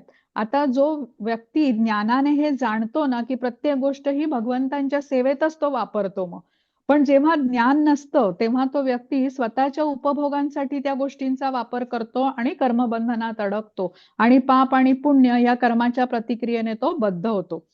जसं आता आपल्याला मिळालेल्या या मनुष्य देहाने किंवा शरीराचा वापर आपण जेव्हा भगवत सेवेसाठी करतो तेव्हा भौतिकात राहूनही भौतिकाचा प्रभाव आपल्यावर पडत नाही. जो ज्ञानाने युक्त असतो त्याचा विश्वास असतो की माझं शरीर हे कृष्णांची संपत्ती आहे, त्यामुळे तो कृष्णांच्या सेवेतच ते वापरलं पाहिजे. मिथ्या अहंकार म्हणजे काय, स्वतःला शरीर मानणे, आणि स्वतःला शरीर मानल्याने मी करता आणि मी भोगता असा जो अहंकार आहे त्याला मिथ्या अहंकार म्हटलं जातो. हा मिथ्या अहंकार ज्ञानाने संपतो आणि मग शरीर, मन आणि बुद्धी, वाणी, जीवन, संपत्ती सर्व काही गोष्ट तो व्यक्ती माता कृष्णांच्या सेवेमध्ये समर्पित करतो. त्यामुळे असा कृष्ण भावना भावित मनुष्य जो कृष्णांच्या सेवेप्रित्यर्थ कर्म करतोय, तो आता भौतिक जगामध्ये सांसारिक कर्म जरी करत असला तरी मुक्तच म्हटला पाहिजे. जसं हे आता कमळाचं पान म्हटलेलं आहे की जे पाण्यात आहे पण पाण्याचा स्पर्श त्याला होत नाही, म्हणून तो पद्मपत्र विमांबसा असा शब्द आलेला आहे. हा माताजी, पुढची स्लाइड घ्या. हा, इथे बघा श्रीला प्रभुपाद दाखवलेले आहेत. ते संकीर्तन करत असत न्यूयॉर्कला आणि तिथे त्यांचं संकीर्तनाकडे अनेक लोक आकर्षित झाले. मग त्यांना ते प्रश्न विचारू लागले की तुम्ही कुठून आलात स्वामीजी, तुम्ही काय म्हणतायत. श्रीला प्रभुपादांनी त्यांना ज्ञान द्यायला सुरुवात केली आणि बघता बघता मग तिथे अनेक लोक जोडले गेले आणि इस्कॉनची स्थापना अमेरिकेमध्ये 1966 मध्ये झाली. हा माताजी घ्या पुढची स्लाइड. हा वाचा रंजना माताजी. हा, हरे कृष्णा. विद्या विनय संपन्ने ब्राह्मणे कविहस्तिनी शुनीचैव स्वपाके च पंडिता समदर्शिनः. हरे कृष्ण. हरे कृष्ण. नम्र ऋषी खऱ्या ज्ञानाने विद्वान आणि सौम्य ब्राह्मण एक गाय, एक हत्ती, एक कुत्रा आणि कुत्रा खाणारा बहिष्कृत समान दृष्टीने पाहतात. हरे कृष्ण. हरे कृष्ण. आता अशा प्रकारे जो निष्काम कर्मयोग करेल, भगवंतांच्या सेवेमध्ये कार्य करेल, तर त्याच्यामध्ये ज्ञानाचा प्रकाश होईल. त्याच्यामध्ये ज्ञान प्रकाशित होईल असं म्हणूया. आणि त्यावेळेला तो कसा काय लक्षण आहे ज्याच्यामध्ये ज्ञान प्रकाशित झालेलं आहे, तर तो समदर्शिना असेल. समदर्शिना असा शब्द आलेला आहे बघा श्लोकामध्ये. म्हणजे काय, तर जीव, परमात्मा, प्रकृती यांचा परस्पर संबंध तो जाणू शकतो. त्याला समजतं की हे सर्व भगवंतांच्या इच्छेनुसारच सर्व काही होतंय. सूर्याचा उदय असू देत, सूर्याचा अस्त असू देत, भगवंतांच्या इच्छेनुसार होतो. पाऊस होईल तर तो भगवंतांच्या इच्छेने होतो. तो व्यक्ती कसा आहे, ज्ञान निर्धुता कल्मषा असं म्हटलेलं आहे. तो आधीच्या श्लोकामध्ये शब्द आहे. म्हणजे काय की ज्ञानामुळे त्याचे दोष संपलेले आहेत. कल्मष त्याच्यातले सगळं निघून गेलेले आहेत. सर्व दोष त्याच्यातले संपून गेलेले आहेत. आणि असा व्यक्ती आता पंडित हा असा झालेला आहे. पंडिता म्हणजे जो विद्येने आणि विनयाने संपन्न आहे. मग तो समदर्शिना म्हटलेला आहे. मग समदर्शिना का म्हटलंय, कारण तो ब्राह्मण, गाय, हत्ती, कुत्रा, चांडाळ यांना समान रूपाने बघतो. शारीरिक भेद न मानता सर्वांच्या मध्ये स्थित परमात्म्याला बघतो. सर्व जीव हे भगवंतांशी संबंधित आहेत अशा दृष्टीने बघतो. आणि असा ज्ञानी ज्याची बुद्धी आता भगवंतांवरती स्थिर आहे, ज्याचं मन भगवंतांवरती स्थिर आहे, ज्याची श्रद्धा कशी दृढ आहे आणि श्रद्धा स्थिर आहे भगवंतांवरती, ज्याचं जीवनाचं ध्येय काय आहे, भगवंतांची सेवा करणं, प्रेम प्राप्ती करणं आणि ज्याचा आश्रय भगवंतांच्या चरण कमलांशी आहे, असा हा ज्ञानी पुरुषाबद्दल सांगितलेला आहे, ज्याला पंडिता म्हटलेलं आहे. आता असा ज्ञानी कसा पूर्णपणे जाणतो की सर्व काही हे भगवंतांच्या इच्छेनुसारच होत आहे. आणि हा ज्ञानी म्हणजे शुद्ध भक्तच असतो. आपण जे वर्णन ऐकलेलं आहे हा शुद्ध भक्ताचंच वर्णन आहे. आणि असा भक्त भगवद्धामामध्ये जाण्यास अगदी योग्य असतो. तर अशा भक्ताच्या जीवनामध्येही कठीण प्रसंग येतात, पण त्याची सहनशक्ती पण येते. आणि अशा व्यक्तीला पूर्ण श्रद्धा असते की भगवंतांच्या अनुमतीशिवाय हे दुःख किंवा सुख माझ्यापर्यंत पोचूच शकत नाही. भगवंतांची दया आहे की मला एवढेच त्रास सहन करावे लागतायत, एवढ्यावरच हे संकट समाप्त झालेलं आहे. खरं तर खूप मोठं संकट भगवंतांच्या कृपेने माझ्यावरती येणार होतं, पण भगवंतांच्या कृपेने त्याची तीव्रता अगदी कमी झालेली आहे. सुखाच्या बाबतीतही त्याचा विचार हा असाच असतो की मी पात्रच नाहीये सुख मिळण्यास, केवळ भगवंतांची कृपा आहे म्हणून मला हे सुख मिळतं आहे. तर हा ज्ञानी जाणतो की ब्रह्मांडामध्ये जेवढे जीव आहेत या सर्वांची सुख दुःख भगवंत जाणतात, कारण परमात्मा रूपात ते सगळ्यांच्या हृदयामध्ये वास करतात. कुठलाही भेदभाव न ठेवता सर्व शरीरांमध्ये भगवंत उपस्थित असतात. आपल्याला नामदेव महाराज आणि कुत्रा यांची ती गोष्ट माहितीये बघा. तो कुत्रा भाकरी घेऊन जेव्हा पळतो तेव्हा नामदेव महाराज त्याच्या मागे जातात की अरे तू ती भाकरी सुकी आहे, तुला तूप लावून देतो. तर हे संत हृदय हे असं असतं बघा. संत हृदय नवनीत समाना असं म्हणतात. म्हणजे काय की तो कुत्रा आहे त्याच्यातही परमात्मा स्थित आहे. त्यालाही भूक आहे, त्याला काय म्हणतात, तो त्यालाही स्वादाचं हे मिळावं म्हणून ते त्याच्या मागे जातात. तर हा पंडित हा असा असतो, सर्व बाह्य भेद, शारीरिक भेद न मानता तो सर्वांच्या मध्ये स्थित परमात्म्याला बघतो. हा माताजी, पुढची स्लाइड घेता का आता? हा वाचा माताजी, रंजना माताजी. कितवा आहे तो श्लोक? 22वा आहे. हरे कृष्ण. ये हि संस्पर्शा भोगा दुःख येवणय एव ते आद्यंतवंत कौंतेय न तेषु रमते बुधा. हरे हरे कृष्ण. कृष्ण.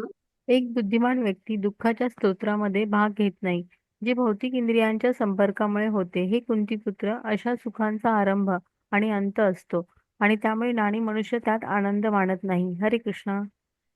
हरे कृष्ण. आता जेव्हा व्यक्ती मिथ्या अहंकाराच्या प्रभावाने मी शरीर आहे असंच मानतो, तेव्हा व्यक्ती इंद्रिय विषयांच्या आहारी जातो. पण ज्याला माहिती आहे की परमात्मा आपल्या हृदयात आहेत आणि त्यावेळेला त्याच्या हृदयामधून जेव्हा कल्मश निघून जातात, परमात्म्याचा आवाज मग आपण ऐकू शकतो. म्हणजे आता हृदय शुद्धी होते. पण भगवंतांना विसरून जो इंद्रिय भोग करतो तो बंधनामध्ये अडकतो किंवा गुंतत जातो. आता इंद्रिय उपभोगांचे जे विषय असतात ते सर्व सुरुवातीला खूप आनंद देतात, पण अंततः हे दुःखच मिळतं. म्हणजे त्यांचा आरंभ आणि अंत असतो इंद्रिय उपभोगाच्या विषयांचा. तात्पुरत्या स्वरूपाचं सुख मिळत असेल या उपभोगातून, पण इंद्रियांचं समाधान मात्र त्याने होत नाही. इंद्रियांच्या इच्छा पूर्ण केल्या तर त्या आगीत तेल घातल्यासारखी अवस्था होते. इंद्रियांच्या इच्छा अधिकच बळवतात आणि या इंद्रियांची तृप्ती करता करता आपण कर्मबंधनात अडकतो. इंद्रिय कशी आहेत? बलवान म्हटलेली आहेत आणि त्यांच्या अनियंत्रित इच्छा आहेत. त्या पूर्ण केल्याने कोणी संपूर्ण जीवन जरी घालवलं तरी ते संपत नाहीत त्या इच्छा. पण हीच गोष्ट आपल्याला कर्मबंधनात पण अडकवत जाते आणि जन्ममृत्यूच्या चक्रामधून आपण बाहेर निघू शकत नाही. आता अनादी कालापासून आपण इंद्रिय तृप्तीच करत आलेलो आहोत, पण या इंद्रियांना जर का आपण कृष्णांकडे वळवलं, कृष्णांच्या सेवेमध्ये नियोजित केलं, तर मनुष्य अत्यंत उच्च अशा रसाचं आस्वादन करू शकतो, जे सुख सर्वश्रेष्ठ आहे, शाश्वत आहे आणि भौतिक भोगातून मिळणारं जे सुख आहे ते किती तुच्छ आणि तात्पुरतं आहे ह्याचा अनुभव तो स्वतः घेऊ शकतो. तर म्हणून हा जो श्लोक आहे, येही संस्पर्शजा भोगा, यामध्ये कृष्ण आपल्याला इथे इंद्रिय संयमनाचं महत्व सांगतायत, की अनादिकालापासून जीव फक्त इंद्रिय तृप्तीच करत आलेला आहे आणि त्यामुळेच कर्मबंधनामध्ये अडकलेला आहे. पण कृष्ण या श्लोकामध्ये सांगतात, न तेषु रमते बुधा. म्हणजे काय? बुद्धिमान व्यक्ती ह्याच्यामध्ये रमत नाही. मग बुद्धिमान व्यक्ती कशामध्ये रमतो? तर अक्षय किंवा शाश्वत सुखामध्ये रमतो. शाश्वत सुख कुठे आहे? तर कृष्णांच्या भक्तीमध्ये आहे. कृष्णांचं एक नाम पण अनंत जन्माची आपली पाप नष्ट करू शकतो. इंद्रिय उपभोगांचे जे विषय आहेत ते आपल्या दुःखालाच कारणीभूत होतात बघा. आता इंद्रिय उपभोग करायला मिळाला नाही म्हणून दुःख होतं, मिळाला उपभोग करायला पण पाहिजे तेवढा मिळाला नाही तरी दुःख होतं आणि खूप जास्त करायला मिळत असेल तरी दुःख होतं, कारण इंद्रियांच्या क्षमता मर्यादित आहे. आपण समजून घेऊया बघा, एखाद्या व्यक्तीला आता गुलाबजाम खायला खूप आवडत असतील, मग त्याला गुलाबजाम खायला मिळाले नाहीत म्हणून तो दुःखी होईल. मिळाले एखाद्या दिवशी खायला, पण खायचे होते 5 पण 2च मिळाले म्हणून तो दुःखी होईल. आणि एखाद्या दिवशी 50 गुलाबजाम समोर आहेत पण 5 पेक्षा जास्त तो खाऊच शकत नाही म्हणूनही दुःख होतं. म्हणजे भोग हे असेच असतात. आपण एका विशिष्ट मर्यादेच्या बाहेर करूच शकत नाही. आपण आजारी पडतो. मनुष्य शरीर हे असंच आहे, म्हणजे भोग प्रमाणाच्या बाहेर करूच शकणार नाही शरीर. पण तप असं नसतं बघा. तुमच्यापैकी कोणी जर का 16 माळांचा जप करत असेल तर एखाद्या दिवशी, जसं एकादशी असेल किंवा काही विशेष दिवस असेल, त्या दिवशी आपण 2-3 माळा अधिक केल्या तर आपण आजारी पडतो का? तर नाही पडत. किंवा एकादशीचं व्रत करतो तेव्हा आपण नेहमीपेक्षा अन्न कमी खातो तर त्याने आजारी होतं का? तर नाही होत. किंवा आपण आता क्लासला येतो, आपला 1 तासभर क्लास असतो, तर त्या 1 तासाच्या ऐवजी आपण 1.5 तासाचा क्लास घेतला तर कोणी आजारी पडणार नाही. पण भोगाचं प्रमाण वाढलं ना की मनुष्य निश्चित आजारी पडतो. म्हणून इथे म्हटलेलं आहे की बुद्धिमान व्यक्ती कुठे रममाण असतो? तर भगवंतांची नाम, गुण, रूप, लीला यांचं श्रवण करण्यात तो रमतो. तर रमतो हा शब्द पण खूप म्हणजे योग्य असा वापरलेला आहे. एखाद्या जागी मन इतकं गुंतलंय की तिथून काढून घेण्याची इच्छा असली तरी ते काढता येत नाही, म्हणजे ते रमलेलं मन आहे. म्हणजे मुद्दामून लावलं गेलेलं नाहीये. तर बुद्धिमान व्यक्ती ही कृष्णांची भक्ती करून असीमित सुख प्राप्त करत असतो आणि जे क्षणभंगूर भौतिक इंद्रिय तृप्तीचे जे भोग असतात त्याच्यासाठी तो त्याच्या मागे पळत नाही. तर जेव्हा आपण म्हणजे कृष्णांच्या सेवेमध्ये आपल्या इंद्रियांना नियोजित करतो तेव्हा सर्व सुखांचा अनुभव घेऊ शकतो. कृष्णांचं नाव गोविंद असं आहे बघा. गोविंद म्हणजे जो इंद्रियांना आनंद देतो. म्हणजे जर का खरी इंद्रिय तृप्ती हवी असेल तर आपली सर्व इंद्रिय कृष्णांच्या सेवेमध्ये नियोजित करायला हवी. पण जे आपलं अज्ञान असतं ना ते आपल्याला इंद्रिय उपभोगांच्या विषयातच सुख शोधायला प्रवृत्त करतं आणि जो शाश्वत सुखाचा अनंत स्रोत आहे म्हणजे कृष्ण, तिथे बघायला, तिथे वळायला प्रवृत्त करत नाही. हे मायेचं स्वरूप आहे. आपलं ज्ञान माया हिरावून घेते आणि आपण अधिकाधिक इंद्रिय तृप्तीमध्ये गुंतत जातो.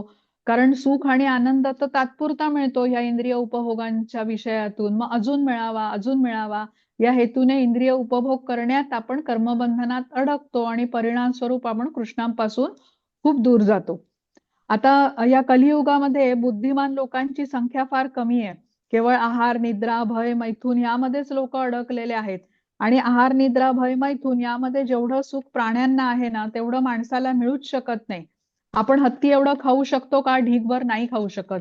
किंवा काही पोलार बेअर्स असतात, महिनोमहिने ते झोपतात. आपण झोपू शकतो का? नाही झोपू शकत. तर मनुष्याला ह्यात सुख मिळणारच नाही, कारण मनुष्याचं शरीराने साध्य करण्याचा उद्देशच वेगळा आहे. तर हे इंद्रिय तृप्ती हेच दुःखाचं महत्वाचं कारण आहे किंवा मूळ कारण आहे. म्हणून इथे म्हटलेलं आहे दुःख योनव एवते. निश्चितपणे हेच कारण आहे.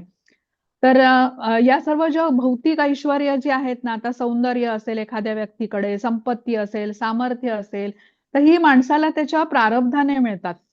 आणि त्याच्यासाठी त्याला विशेष काही म्हणजे कष्ट घेण्याची गरज लागत नाही. ती त्याला मिळतातच त्याच्या प्रारब्धामध्ये असेल तर. पण जर का त्याला प्रारब्धामुळे अशी संपत्ती किंवा ऐश्वर्य मिळालेली असतील तर त्याने ती भगवंतांच्या सेवेत वापरली पाहिजेत. आणि कृष्णांच्या सेवेत वापरल्याने त्याची कर्मबंधनातून तो मुक्त होऊ शकतो. आणि या विरुद्ध म्हणजे कृष्णांच्या सेवेमध्ये न वापरता त्याने स्वतःची इच्छा भोगण्यासाठी जर का तो क्रियाशील राहिला किंवा त्याने त्या प्रकारे कर्म केलं तर ते व्यक्तीच्या मग दुःखाचं कारण बनते. म्हणजे इंद्रिय उपभोग किंवा इंद्रियांची तृप्ती हे सर्व दुःखांचं कारण आहे, हे आपल्याला या श्लोकामधून सांगितलेलं आहे. तर इथे चित्रामध्ये काही बघा उदाहरणं दिलेली आहेत. पतंग म्हणजे मॉथ्स ज्यांना म्हणतात, जे रात्री किडे असतात, जे दिव्यांकडे आकर्षित होतात संध्याकाळच्या वेळेला. आता हे जे पतंग असतात ना, ह्यांची दृष्टी खूप बलवान असते, त्यामुळे ते प्रकाशाकडे आकर्षित होतात. पण ही दृष्टीच त्यांच्या मृत्यूचं कारण बनते आणि दिव्याच्या उष्णतेमुळे त्यांचा मृत्यू होतो. किंवा हरिण असतं, हरणाचे कान खूप तीक्ष्ण असतात, म्हणजे शिकारी असतात, तर ते काही प्रकारचा एक आवाज काढतात. त्या ध्वनीच्या दिशेने ते आकर्षित होतं आणि शिकारीद्वारा हरिण पकडलं जातं. मासा आहे, तो जिथे तळ्यात राहत असेल तिथे त्याला अन्न असतं भरपूर खायला, पण तो गळ्याला लावलेल्या त्या अन्नाच्या लोभामुळे तो अडकला जातो. म्हणजे जिभेचा स्वाद हे त्याच्या मृत्यूला कारणीभूत होतो. किंवा भुंगा आहे, त्याची गंधाची शक्ती अत्यंत बलवान असते. कमळाच्या सुगंधाकडे तो आकर्षित होतो. संध्याकाळ झाली तर कमळाला सोडून तो जाऊ शकत नाही. कमळाच्या पाकळ्या संध्याकाळ होताच बंद होतात आणि प्राणवायू अभावे ह्या भुंग्याचा मृत्यू होतो. आता खरं तर हा भुंगा कसा आहे, ह्या लाकडाला छिद्र पाडू शकतो एवढी शक्ती आहे त्याच्यामध्ये, पण तो सुगंधामुळे इतका आसक्त झालेला असतो की तो फुलाची पाकळी पण सोडू शकत नाही. आता हत्ती बघा केवढा बलशाली आहे, कुठल्या माणसाला त्याला नियंत्रणामध्ये आणणं महान कठीण आहे, पण कसे शिकारी पकडतात त्याला. आता एक खड्डा खणतात ते आणि त्याला खड्ड्याला वरून गवताने झाकून ठेवतात. दुसऱ्या बाजूला एक हत्तीण ठेवतात जी अशी ट्रेंड असते म्हणजे. तर हा हत्ती जो असतो त्या हत्तीणीच्या स्पर्शासाठी व्याकुळ होऊन तिच्या मागे तो पळतो आणि मग खड्ड्यात पडतो आणि पकडला जातो. तर आता या प्राण्यांमध्ये एक एक इंद्रिय इतर इंद्रियांपेक्षा बलवान असतं आणि त्यामुळे ते अडचणीत येतात, ही आपण उदाहरणं बघितली किंवा त्यांचा मृत्यू पण होतो. पण मनुष्यामध्ये कसं आहे, पाचही इंद्रिय बलवान आहेत, मग ती आपल्याला काय काय करायला लावतील आणि त्यांच्या अनियंत्रित इच्छांमुळे, तर हे याची कल्पना न केलेलीच बरी.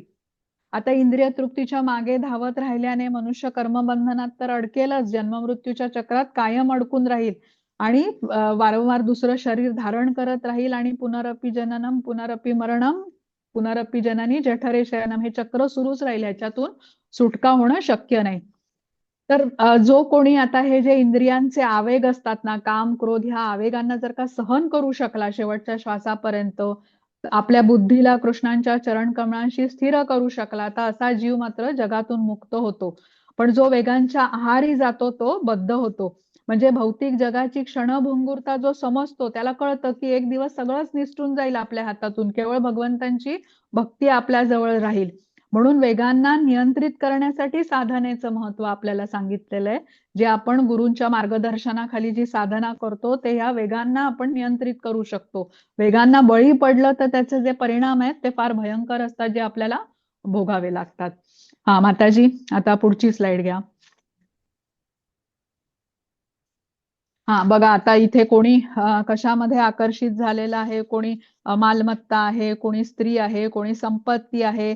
या अशा विविध इंद्रिय तृप्तींच्या गोष्टीमध्ये मनुष्य अडकला जातो, गुंतत जातो ते प्राप्त करण्यासाठी. आणि ह्या सर्व गोष्टी कशा आहेत, या सर्व तात्पुरता आनंद देणाऱ्या गोष्टी आहेत. पण ह्याच्यातून जेव्हा मनुष्य सुटू शकत नाही जन्ममृत्यूच्या चक्रामध्ये आणि वारंवार वेगवेगळी शरीर धारण करतो आणि परत परत तेच दुःख उपभोगतो, या दुःखालय म्हणजे भौतिक जगामध्येच अडकून राहतो. हा माताजी, घ्या पुढची स्लाइड. जे विविध इंद्रियांच्या इच्छासाठी मनुष्य आपलं जीवन वाया घालवतो बघा, आणि हे भोग करताना पुढे कुठलं शरीर मिळणार असतं हे जवळजवळ तो निश्चित करत असतो. तर या वेगांना सहन करणं हे खूप महत्वाचं आहे. म्हणजे इंद्रिय सुख देणाऱ्या भौतिक भोगातून अनासक्त होणं तेव्हाच शक्य आहे जेव्हा आपल्याला ह्याच्यापेक्षा उच्च स्वाद मिळतो.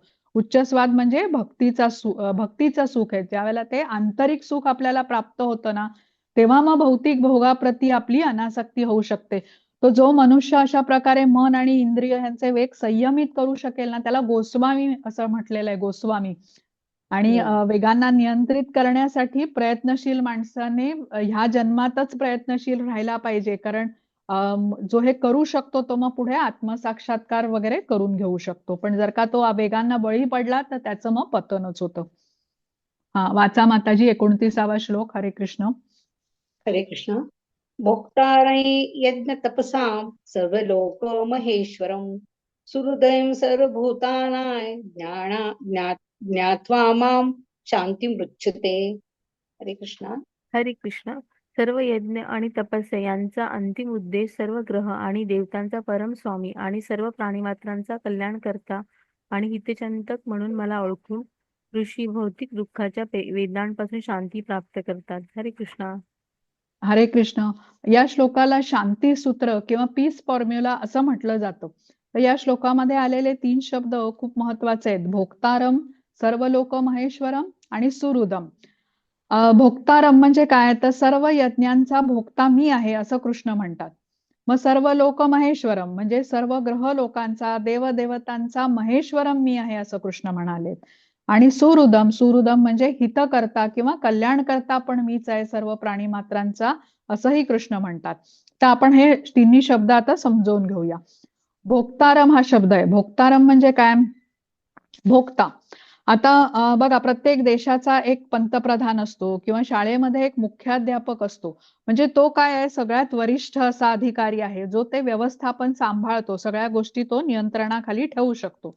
आता हे असं का असतं की जर का अशी व्यवस्थाच नसेल, म्हणजे देशाला आता पंतप्रधान नसेल किंवा एखाद्या शाळेला मुख्याध्यापक नसेल, तर ते व्यवस्थापन करणं सगळं अवघड जाईल. सर्वत्र गोंधळ असेल, दुर्व्यवस्था होईल.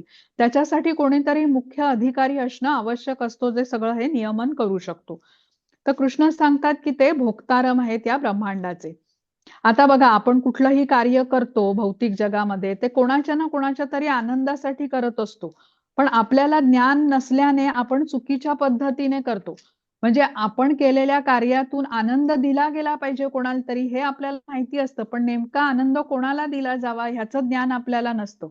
जसं की आता कोणी प्रभूजी आहेत, ते नोकरी करतात, व्यवसाय करतात, त्यांना आपण विचारलं की तुम्ही नोकरी का करता, तर ते सांगतात की मला माझं कुटुंब आहे, माझी पत्नी आहेत, माझी मुलं आहेत, माझे आई वडील आहेत, ते आनंदात राहावेत म्हणून मी ही नोकरी करतो. किंवा आता एखादी स्त्री असेल जी घरी असते, बरीच कामं घरात ती करते, स्वयंपाक करते, घराची देखभाल करते, तिला विचारलं तू हे सर्व का करतेस, तर ती म्हणेल की मी हे माझ्या कुटुंबासाठी करते. म्हणजे ज्यांच्यावर आपण प्रेम करतो त्यांच्या आनंदासाठी आपण काही ना काहीतरी करतो. पण तरीही कुटुंबातली सर्व लोक त्यामध्ये समाधानी आनंदी असतीलच असं नाही. आता पत्नी म्हणेल की प्रभूजींना की तुम्ही नोकरी करता पण तुमचा पगार काही पुरतच नाही, किंवा तो पती म्हणेल आपल्या पत्नीला रोज काय तू तेच तेच जेवण बनवतेस, भात भाजी आमटी पोळी, काही वेगळं तू काही करतच नाहीस. किंवा आता ऑफिसमध्ये बघा, एखादा व्यक्ती मन लावून सगळं काम वेळच्या वेळी करत असेल तरी त्याचा बॉस त्याच्यावरती खुश नसेल. समाजसेवा बघा, समाजसेवामध्ये कोणी कोणाची मदत करतात तर त्या बाबतीतही वेगवेगळ्या तक्रारी मिळतात. कोणी आता एखादा व्यक्ती प्राण्यांच्यासाठी काम करत असेल, तो लोक म्हणतात इतकी लहान मुलं आहेत, अनाथ मुलं आहेत, तुम्ही त्यांच्यासाठी काही करत नाही. कोणी जण लहान मुलांसाठी करत असेल तर कोण म्हणतं की अरे ते कॅन्सरने ग्रस्त लोक आहेत त्यांच्यासाठी तुम्ही काही करत नाही. म्हणजे काय, असंतोष आणि तक्रारी सगळीकडेच आहेत. कोणाच्या आनंदासाठी कितीही काम केलं तरी कुठे ना कुठेतरी असमाधान आहेच. कारण या सगळ्यामध्ये कुठेही कृष्णांचा विचार नाहीये. कार्य कृष्णांच्या आनंदासाठी केलं जात नाहीये. कृष्णांचा विचार न करता इतरांच्या आनंदासाठी केलं जातंय, त्यामुळे आनंद आणि समाधान मिळत नाहीये. या श्लोकात कृष्ण काय सांगतात, भोक्तारम मी आहे. भोक्तारम यज्ञ तपसा, सर्व यज्ञांचा भोक्तारम मी आहे. म्हणजे कोणी अर्थार्जन करत असेल, नोकरी व्यवसाय करून पैसे कमवत असेल, किंवा कोणी स्त्री जी घरी आहे वेगवेगळे पदार्थ बनवत असेल, तर कृष्ण इथे सांगतात प्रथम तुम्ही ते मला अर्पण करा, कारण मी भोक्तारम आहे आणि मी अर्पण करून तुम्ही ते इतरांना द्या. या भौतिक जगात आपण कोणालाच पूर्णपणे संतुष्ट करू शकत नाही, पण जेव्हा आपण ज्ञान घेतो की कृष्ण हे सर्व यज्ञांचे भोक्ता आहेत, तेव्हा कार्य आपण प्रथम कृष्णांना अर्पण करतो आणि तेव्हा त्यांना संतुष्ट करतो, तेव्हा आपल्यालाही आनंद मिळू शकतो.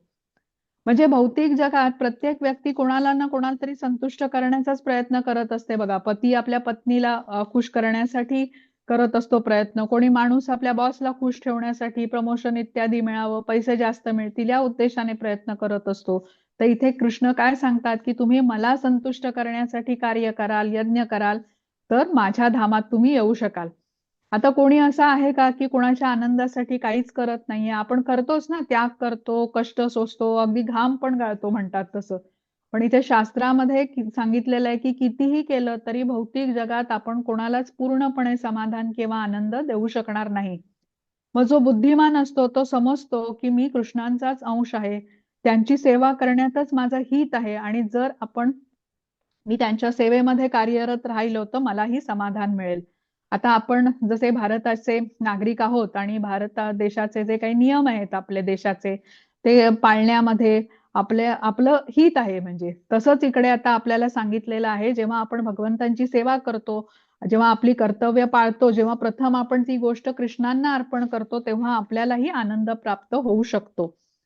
म्हणजे जेव्हा व्यक्ती कृष्णांच्या आनंदासाठी काम करते, केलेल्या कार्याची फळं कृष्णांना अर्पण करतो तो व्यक्ती, तेव्हा कृष्ण तर प्रसन्न होतातच, पण आपल्यालाही समाधान मिळतं, ज्याची अनुभूती आपण घेऊ शकतो. आता हे समजण्यासाठी आपण एखाद्या झाडाचं उदाहरण घेऊया बघा. आपण झाडाला पाणी देतो, ते कुठे देतो आपण? झाडाच्या पानांना घालतो पाणी, फळांना घालतो, फुलाला देतो का? तर नाही, आपण झाडाच्या मुळाशी पाणी घालतो. झाडाची मुळं पाणी शोषून घेतात आणि सर्व झाडाला म्हणजे पानं, फुलं, फांद्या इथपर्यंत हे पाणी पोचतं, सर्व झाड टवटवीत होतं. तसंच किंवा आपण आपलं अन्न जे असतं ना ते पोटाला देतो. आता अन्न बनवण्याचं सामान एकत्र आपले हात करतात. मग ती सामग्री जी आहे ती मार्केटमधून आणण्यासाठी पाय काम करतात. ती निवडताना आपले डोळे काम करतात. पण आपण अन्न कुठे देतो? उदराला देतो, पोटाला देतो. तेव्हा ते शरीराच्या सर्व अवयवांपर्यंत पोचतं. आपण झाडाच्या मुळांना पाणी घातलं नाही, नुसतंच पानांवरती, फुलांवरती घालत राहिलो, तर काही दिवसांनी ते झाड मरून जाईल. तसंच उदराला अन्न दिलं नाही, तर सर्व शरीर अशक्त होईल, काहीच काम करू शकणार नाही आपण. तर जसं हाताचं काम आहे की मुखाद्वारे उदराला अन्न देणं, तसंच जेव्हा आपण कृष्णांना प्रसन्न करतो, संतुष्ट करतो, तेव्हा आपण कृष्णांचे अंश असल्याने आपल्यालाही आनंद मिळतो. जसं अन्न उदराला दिलं की पूर्ण शरीराचं पोषण होतं ना, तसंच.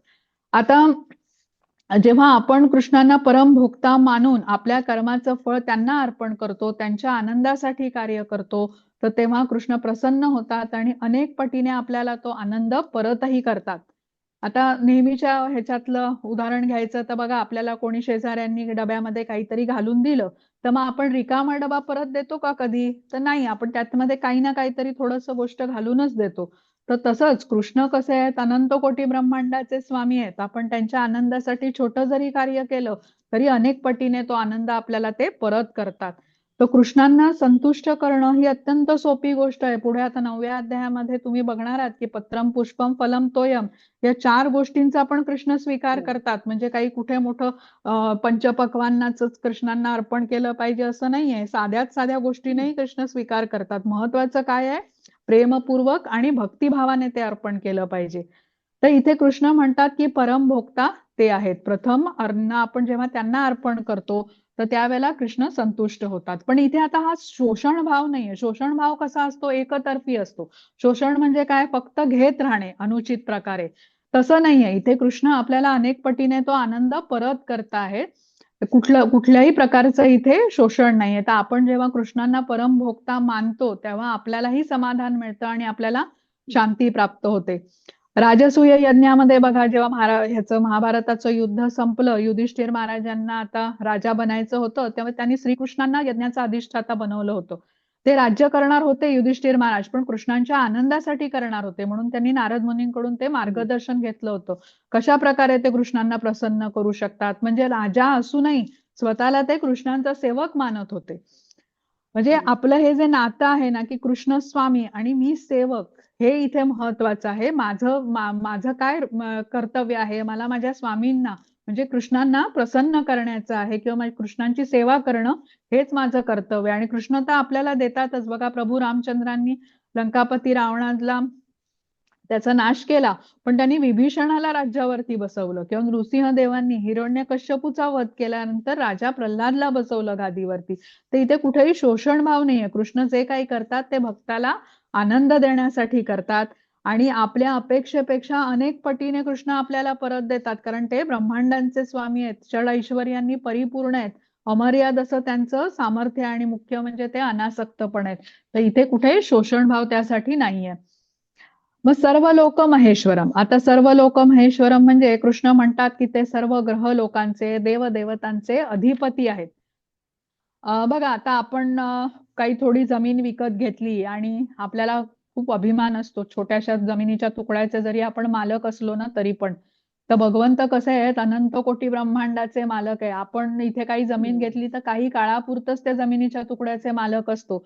म्हणजे या जमिनीच्या तुकड्याचे मालक सदैव बदलत राहतात. आपण कोणाकडून तरी ती विकत घेतो, मग तो आपल्यानंतर कोणातरी दुसरा त्या गोष्टीचा जमिनीचा मालक बनतो. तर हे चालूच असतं. पण सदा सदैव ही नित्यपणे ही जमीन कोणाच्या, तर भगवंतांच्या मालकीची असते. आपण विकत घेतो, कागदोपत्री आपलं नाव लावतो आणि आपण आपल्यालाच मालक मानतो. तर जसं बघा, कधी कधी आपल्याकडे एखादी किचनमध्ये मिठाईचा एखादा तुकडा बाहेर राहिला तर पटकन त्याला मुंग्या येतात. तर काही काळापुरत्या त्या मुंग्या त्या मिठाईच्या तुकड्याच्या स्वामी होतात. तसंच हे जगातल्या सर्व माणसं आहेत बघा, येतात जातात. मुलं जन्माला येताना बघा ना, मूठ बंद करून येतात. आपण म्हणतो ना, आपण मृत्यू समय मनुष्य कसा जातो, मूठ उघडी असते, तर काहीच घेऊन जात नाही आपण. तर हे असं जन्म मृत्यूचं चक्र सुरूच राहतं. सर्व ग्रहलोक हे ग्रहलोकांचे कोण स्वामी आहेत, तर भगवंत स्वामी आहेत. हे जेव्हा आपण मानतो ना, तेव्हा आपल्याला शांती प्राप्त होते. सर्व जीव हे भौतिक प्रकृतीच्या वर्चस्वाखाली असतात, जी कृष्णांच्या अधिपत्याखाली कार्य करते. मया अध्यक्षेण प्रकृती सूयते सचराचरम, कृष्ण म्हणतात. तर भगवंत कसे आहेत, प्रकृतीचे स्वामी आहेत आणि सर्व जीव देवदेवता प्रकृतीच्या नियंत्रणाच्या अधीन आहेत. म्हणजे भगवंतांचं वर्णन त्यासाठी त्वमीश्वरानाम परमम महेश्वरम असं केलं जातं. तेव्हा आता व्यक्ती हे मान्य करतो की भगवंतच सर्व लोक महेश्वरम आहेत, तेव्हा तो तत्काळ शांती प्राप्त करतो. मग सुहृदम हा शेवटचा शब्द आहे. भगवंत कसं आहे, सर्व जीवांचे हित करतायत, सर्वांच्या कल्याणाची इच्छा करणार आहेत आणि भगवंत सर्व जीवांवरती प्रेम करतात, सर्वांचं रक्षण करतात, सर्वांना जीवनावश्यक वस्तूंचा पुरवठा भगवंत करतात, सर्वांच्या हृदयात ते स्थित असतात. आणि सुहृद म्हणजे कसं, बेस्ट फ्रेंड ज्याला म्हणू, अगदी हितचिंतक असे मित्र असतात. तर आता परमपुरुषोत्तम साक्षात भगवंतच आपले मित्र आहेत हे जाणून घेतल्यावरती आपल्याला कशाची काळजी करायला पाहिजे. तर यासाठी हा जो श्लोक आहे, या श्लोकाचा अर्थ आपण व्यवस्थित समजून घेतला तर आपल्याला शांती प्राप्त होते. म्हणजे आपण ह्या 3 गोष्टी इथे समजून घेतल्या. भोक्तारम यज्ञ तपसाम म्हणजे भगवंतच परमभोक्ता आहे. सर्व जीव हे त्यांच्या संतुष्टीकरता सगळ्यांनी कार्य केलं पाहिजे. भगवंतांना अर्पण करूनच मग आपण सर्व गोष्टी ग्रहण केल्या पाहिजेत. सर्व लोक महेश्वरम म्हणजे काय, सर्व लोकांचे स्वामी भगवंत आहेत. आता इतिहासामध्ये बघा, तो अलेक्झांडर होऊन गेला, काय एक एक राज्य तो आपल्या अधिपत्याखाली आणत गेला आणि शेवटी त्याचा मृत्यू झाला. काहीतरी 29व्या वर्षी वगैरेच त्याचा नाही 32व्या वर्षी बहुतेक त्याचा मृत्यू झाला. पण त्याच्या आधी काही काळात जवळजवळ सर्व जगाचं राज्य त्याच्या अधिपत्याखाली होतं. तर असे अनेक जीव येतात, राज्य करतात, बळकावतात, काही काळ राज्य करतात, मृत्यू होतो, सगळं इथेच राहतं. पण शाश्वत काळासाठी या जगाचे मालक कोण आहेत, तर भगवंत आहेत. आणि सुहृदम ह्याचा पण अर्थ आपण बघितला. तर इथे समस्या कधी येते, जेव्हा आपण आपल्याला भोगता मानतो, भोग करण्याची आपली वृत्ती आपल्या दुःखाचं कारण बनते. आपण जेव्हा स्वतःला स्वामी मानतो मिथ्या अहंकाराच्या प्रभावाने, तेव्हा आपलं पतन होतं. पण जेव्हा आपण स्वीकार करतो की कृष्ण परमभोक्ता आहेत, सर्व गोष्टींचे स्वामी कृष्ण आहेत, ते आपले परम शुभचिंतक आहेत, तेव्हा आपल्याला शांती प्राप्त होते.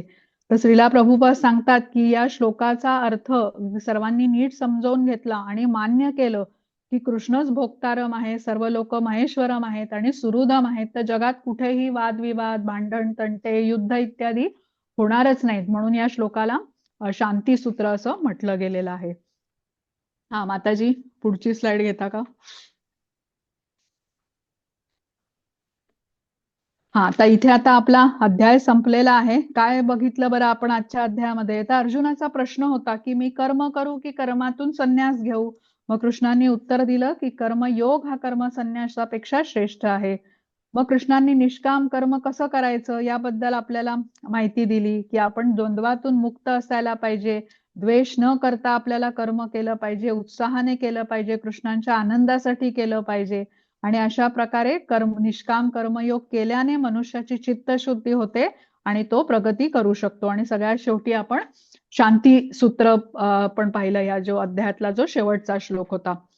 आता हा जो कर्मसन्यास योग आहे, 5वा अध्याय आहे, तर ह्याचं थोडक्यात सांगायचं म्हणजे बघा, आता एखादी नाव आहे ज्याच्यातून आपण समुद्र पार करतो, तसं बघूया. तर या नावेतून आता नावेसाठी हा समुद्र धोकादायक पण आहे, पण सहाय्यक पण म्हटला जाईल. आता समुद्रातलं पाणी त्या नावेमध्ये भरलं तर ती नाव बुडून जाईल, म्हणून धोकादायक.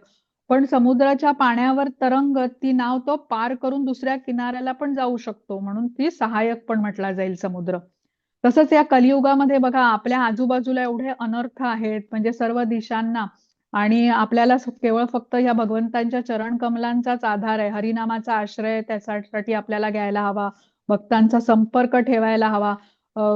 विशेष करून लहान मुलांना कृष्ण भावना मिळावी ह्यासाठी प्रयत्न करायला हवे, जसं प्रल्हाद महाराजांनी लहानपणीच कृष्ण भावना त्यांना मिळालेली होती.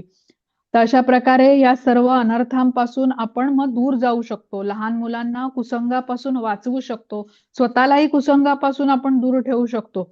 तर बाहेरच्या कुसंगापासून आपला बचाव झाला, तर आपल्या आतमधले जे अनर्थ आहेत ना, मग ते आपण भगवद्गीता, श्रीमद भागवतम आणि हरिनाम इत्यादी घेतल्याने मग ते दूर करू शकतो. तर हे कर्मसन्यासाचं महत्व आहे की कर्म आपल्याला समजून ज्ञानाने केली पाहिजेत, कृष्णांच्या आनंदासाठी केली पाहिजेत, आणि कर्माचं जे फळ आहे ते कृष्णांना अर्पण केलं पाहिजे. तर हरे कृष्ण, इथे आपला अध्याय आजचा संपलेला आहे. माताजी, रेकॉर्डिंग थांबवता का?